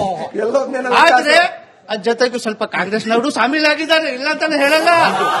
ಸ್ವಲ್ಪ ಇಷ್ಟು ಮಾತಾಡ್ತಿರಲ್ಲ ದೇಶದ ಬಗ್ಗೆ, ದೇಶದ ಭಕ್ತಿ, ಅದೆಲ್ಲ ಮಾತಾಡ್ಬಿಡಿ ಸ್ವಾಮಿ. ನೀವು ಗುಜರಾತ್ ಹೋಗಿ ನಂದು ಒಂದು ಊರು ನೋಡಿ ಬಂದು, ಅಷ್ಟು ನೋವು ಇದೆ ನನಗೆ. ಆಮ್ ಆದ್ಮಿ ಪಾರ್ಟಿ ಕಾರ್ಯಕರ್ತರಿಗೆ ಇರ್ತಕ್ಕಂಥ ಇದು ಆಮ್ ಆದ್ಮಿ ಪಾರ್ಟಿಯ ಸಂಜಯ್ ಸಿಂಗ್ ಇದ್ದಾರೆ, ಅವ್ರ ಸುಪ್ರೀಂ ಕೋರ್ಟ್ ಅಡ್ವೊಕೇಟ್ಗಳು. ಇಲ್ಲಿವರೆಗೂ ಯಾರನ್ನು ಯಾವ ಅಡ್ವೊಕೇಟ್ಗಳಿಗಾಗ್ಲಿ ಅಥವಾ ಕೇಜ್ರಿವಾಲ್ ಅವ್ರಿಗಾಗ್ಲಿ ಯಾರಿಗಾಗ್ಲಿ ಅಲ್ಲಿ ಹೋಗಿ ಅಲ್ಲಿ ಕಂಪ್ಲೇಂಟ್ ಮಾಡಬೇಕು ಅಂತೇಳಿ ಅನ್ಸೇ ಇಲ್ಲ. ಪಾಪ ಅವ್ರು ಬೆಂಗಳೂರು ಬಂದ್ಬಿಟ್ಟು ಅವ್ರ ಕಾರ್ಯಕರ್ತರು ಹೇಳ್ಬೇಕು, ಅಲ್ಲಾರ್ಗು ಅನ್ಸೇ ಇಲ್ಲ ಭ್ರಷ್ಟಾಚಾರ ಆಗಿದೆ ಅಥವಾ ಕಂಪ್ಲೇಂಟ್ ಕೊಡಬೇಕು ಅಂತೇಳಿ. ಲೋಹಿತ್ ಅವರಿಂದ ಪ್ರಾರಂಭ ಮಾಡ್ತಾ, ದೇಶದ ಪ್ರಧಾನಿ ನರೇಂದ್ರ ಮೋದಿ ಅವರು ದೇಶದ್ರೋಹಿ ಅನ್ಲಿಕ್ಕಿರುವ 5 ಕಾರಣಗಳು. 5 ನೇಮ್ಸ್ ಅಷ್ಟೇ, ಪಟ್ 5 ಸೇಮ್ ಪ್ರಶ್ನೆ 3 ಜನಕ್ಕೂ. 5 ಕಾರಣಗಳು. ಒಂದು, ಈ ದೇಶದ ಏಕತೆಗೆ, ಭ್ರಾತೃತ್ವಕ್ಕೆ ಮತ್ತು ಸಂವಿಧಾನ ವಿರೋಧಿಗೆ, ಮತ್ತು ಈ ದೇಶದ ಏಕತೆಗೆ ಮೋದಿಯವರು ಹೊಡೆತ ಕೊಟ್ಟಷ್ಟು ಯಾರೂ ಕೊಡಲಿಲ್ಲ. ಆ ಕಾರಣಕ್ಕೆ, ಮತ್ತು ಈ ದೇಶದ 700 ರೈತರ ಸಾವಿಗೆ ನೇರ ಕಾರಣ ಆಗಿರುವಂತ ಮೋದಿಯವರು ಒಂದು ದೇಶದ್ರೋಹಿನ ಅಂತ ಒಂದು ಪ್ರಶ್ನೆಯನ್ನ ಎತ್ತುತ್ತೆ. ಆದ್ರೆ ಅವ್ರು ದೇಶದ್ರೋಹಿನ ಅಂತ ನಾನು ಹೇಳಲ್ಲ. ಒಂದು, ಮತ್ತೆ ಬಿಜೆಪಿ ಅಕೌಂಟ್ ಅಲ್ಲಿ ಇವತ್ತು 12,000 ಕೋಟಿ ಎಲ್ಲಿಂದ ಬಂತು ಅಂತ ಅವ್ರು ಹೇಳಿದ್ರೆ, ಮತ್ತೆ PM ಕೇರ್ಸ್ ಫಂಡ್ ನ ಲೆಕ್ಕಾಚಾರ ಅವ್ರು ಕೊಟ್ರೆ, ಇಲೆಕ್ಟ್ರಾಲ್ ಬಂಡ್ ಲೆಕ್ಕಾಚಾರನ ಅವ್ರು ಕೊಟ್ರೆ, ರಫೇಲ್ ಡೀಲ್ ಅನ್ನ ಯಾವಾಗ ಅವರು ತನಿಖೆ ಮಾಡಿ ಅದಕ್ಕೆ ನ್ಯಾಯನ ಕೊಡ್ತಾರೆ ಅಂತ ಹೇಳಿದ್ರೆ, ಮತ್ತು ಚೈನಾ ಬಾರ್ಡರ್ ಅಲ್ಲಿ ಯಾವಾಗ 2,000 ಕಿಲೋಮೀಟರ್ ಸ್ಕ್ವೇರ್ ಫೀಟ್ ನ ಚೈನಾ ತಗೊಂಡಿದಾರಲ್ಲ, ಯಾವಾಗ ಅದನ್ನ ವಾಪಸ್ ತಗೊಳ್ತಾರೆ ಅಂತ ಹೇಳಿದ್ರೆ, ಅವರು ಇದೆಲ್ಲ ಆರೋಪದಿಂದ ಮುಕ್ತಿ ಹೊಂತಾರೆ. ಅಪ್ರತಿಮ ದೇಶ ಪ್ರೇಮಿ ಅನ್ನೋದಕ್ಕಿರುವ 5 ಕಾರಣಗಳು. ಅವ್ರು ಹೇಳಿದಕ್ಕೆ ಪ್ರಶ್ನೆಗಳಿಗೆ ಅಪ್ರತಿಮ ದೇಶ ಪ್ರೇಮಿ ಅಂತ ಹೇಳಿ ಜಗತ್ತಿಗೆ ಗೊತ್ತು. ಅದಕ್ಕೆ ಪದೇ ಜನ ಮೋದಿಗೆ ಓಟ್ ಹಾಕೋದು, ಇನ್ನೂ ಮೋದಿಗೆ ಅವರು ಓಟ್ಗೆ ಹಾಕ್ತಾರೆ. ಯಾಕೆಂತ ಹೇಳಿದ್ರೆ ಅಪ್ರತಿಮ ದೇಶ ಭಕ್ತ ಕಂಪೇರ್ ಟು ದೇಶದ್ರೋಹಿಗಳು. ಇವ್ರು ಹೇಳಿದ ಪ್ರಶ್ನೆಗೆ ಉತ್ತರ ಕೊಟ್ಟೆ. ಮೊದಲೇ ಇದು ಹೇಳಿದ್ದು 2,000 ಕಿಲೋಮೀಟರ್ ಅಂತ ಹೇಳಿ. ಭಾರತದ ಒಂದೇ ಒಂದು ಇಂಚು ಚೈನಾದ ಭೂಮಿ ಮೋದಿ ಅವರು ಬಂದ್ಮೇಲೆ ಹೋಗಿಲ್ಲ. 38,000 ಸ್ಕ್ವೇರ್ ಫುಟ್ ಕಿಲೋಮೀಟರ್ಗಳನ್ನ ಚೈನಾಗೆ ದಾರ ಎರೆದಿದ್ದು ಇದೇ ನೆಹರು, ಇದೇ ಕಾಂಗ್ರೆಸ್ ಅವರು. ಪಾಕಿಸ್ತಾನಕ್ಕೆ ಇದೇ 2,500 ಸ್ಕ್ವೇರ್ ಕಿಲೋಮೀಟರ್ ದಾರ ಎರೆದಿದ್ದು ಇವತ್ತು POK ಆಗಿರೋದು ಇದೇ ನೆಹರು, ಇದೇ ಕಾಂಗ್ರೆಸ್. ಮೋದಿ ಅವರು ಬಂದ್ಮೇಲೆ ಒಂದೇ ಒಂದು ಇಂಚು ಬಿಟ್ಕೊಟ್ಟಿಲ್ಲ. ದೇಶದ್ರೋಹಿ ಅಲ್ಲ ದೇಶದ ಪ್ರಧಾನಿ ನರೇಂದ್ರ ಮೋದಿ ಅನ್ಲಿಕ್ಕೆ ಇರುವ ಕಾರಣಗಳು. ನೋಡಿ, ದೇಶದ್ರೋಹಿ ಅಂತ ಎಲ್ಲ ಹೇಳ್ತಾ ಇರುವಂತದ್ದು ಬಾಲಿಶ ಬುದ್ಧಿ ಅವರು. ಅವರನ್ನ ದೇಶ ಎಲ್ಲಿಡಬೇಕೋ ಅಲ್ಲಿಟ್ಟಿದೆ, ಅದು ಎಲ್ಲರಿಗೂ ಗೊತ್ತಿದೆ. ಮೋದಿ ಏನು ಅನ್ನೋದು ಜಗತ್ತಿಗೆ ಗೊತ್ತಿದೆ. ನಮ್ಮ ದೇಶದ ಪ್ರತಿಯೊಬ್ಬ ವ್ಯಕ್ತಿಗೂ ಮೋದಿಯವರ ಬಗ್ಗೆ ಅತ್ಯಂತ ಗೌರವ ಇದೆ. ದೇಶದ ವಿರುದ್ಧ ಗಂಡಾಂತರ ಬಂದಾಗ ಸ್ಟ್ರಿಕ್ಟ್ ಆಗಿ ಡಿಸಿಸಿವ್ ಆಕ್ಷನ್ ತಗೊಂಡಂತ ಮೋದಿನ ಜನ ನೋಡಿದ್ದಾರೆ. ದೇಶದಲ್ಲಿ ಕೋವಿಡ್ ಅಂತ ಮಹಾಮಾರಿ ಬಂದಾಗ ಇಡೀ ದೇಶದ ಜನಕ್ಕೆ ಆಹಾರ ಒದಗಿಸಿ ಎಲ್ಲ ಪ್ರಯತ್ನ ಮಾಡಿರೋದನ್ನ ದೇಶದ ಜನ ನೋಡಿದ್ದಾರೆ. ಪ್ರಪಂಚದ ಯಾವುದೇ ಡೆಮಾಕ್ರಸಿನಲ್ಲಿ ಆಫ್ಟರ್ ಕೋವಿಡ್ ಅದೇ ಗವರ್ನಮೆಂಟ್ ವಾಪಸ್ ಬರಲಿಲ್ಲ. ಆದ್ರೆ ನಮ್ಮ ದೇಶದಲ್ಲಿ ಬಂದಿದೆ ಅಂದ್ರೆ ಜನ ಮೋದಿ ಅವ್ರ ಬಗ್ಗೆ ಏನ್ ನಂಬಿಕೆ ಇಟ್ಟಿದ್ದಾರೆ ಅಂತ ಗೊತ್ತಾಗುತ್ತೆ. ಆದ್ರಿಂದ ಥ್ಯಾಂಕ್ ಯು. ದೇಶದ ಭದ್ರತೆ ಹಾಗೆ ನಾಯಕತ್ವದ ಬಗ್ಗೆ ಪ್ರಶ್ನೆಗಳನ್ನ ಕೇಳೋದು ಈ ದೇಶದ ನಾಗರಿಕರ ಹಕ್ಕು. ಆ ಪ್ರಶ್ನೆಗಳಿಗೆ ಉತ್ತರವನ್ನ ಕಂಡುಕೊಳ್ಳೋ ಪ್ರಾಮಾಣಿಕ ಪ್ರಯತ್ನವನ್ನ ಈ ದೇಶ ಹಾಗೆ ದೇಶದ ಭದ್ರತೆಯ ವಿಚಾರವಾಗಿ ಅಪಾರ ಕಾಳಜಿ ಹೊಂದಿರುವ ಮಾಧ್ಯಮವಾಗಿ ರಿಪಬ್ಲಿಕ್ ಕನ್ನಡ ಮಾಡಿದೆ. ಈ ಚರ್ಚೆಯಲ್ಲಿ ಭಾಗಿಯಾದ ಎಲ್ಲರಿಗೂ ಆತ್ಮೀಯವಾದ ಧನ್ಯವಾದಗಳು. ನೋಡ್ತಾ ಇರಿ ರಿಪಬ್ಲಿಕ್ ಕನ್ನಡ, ಇದು ನಿಮ್ಮ ಧ್ವನಿ.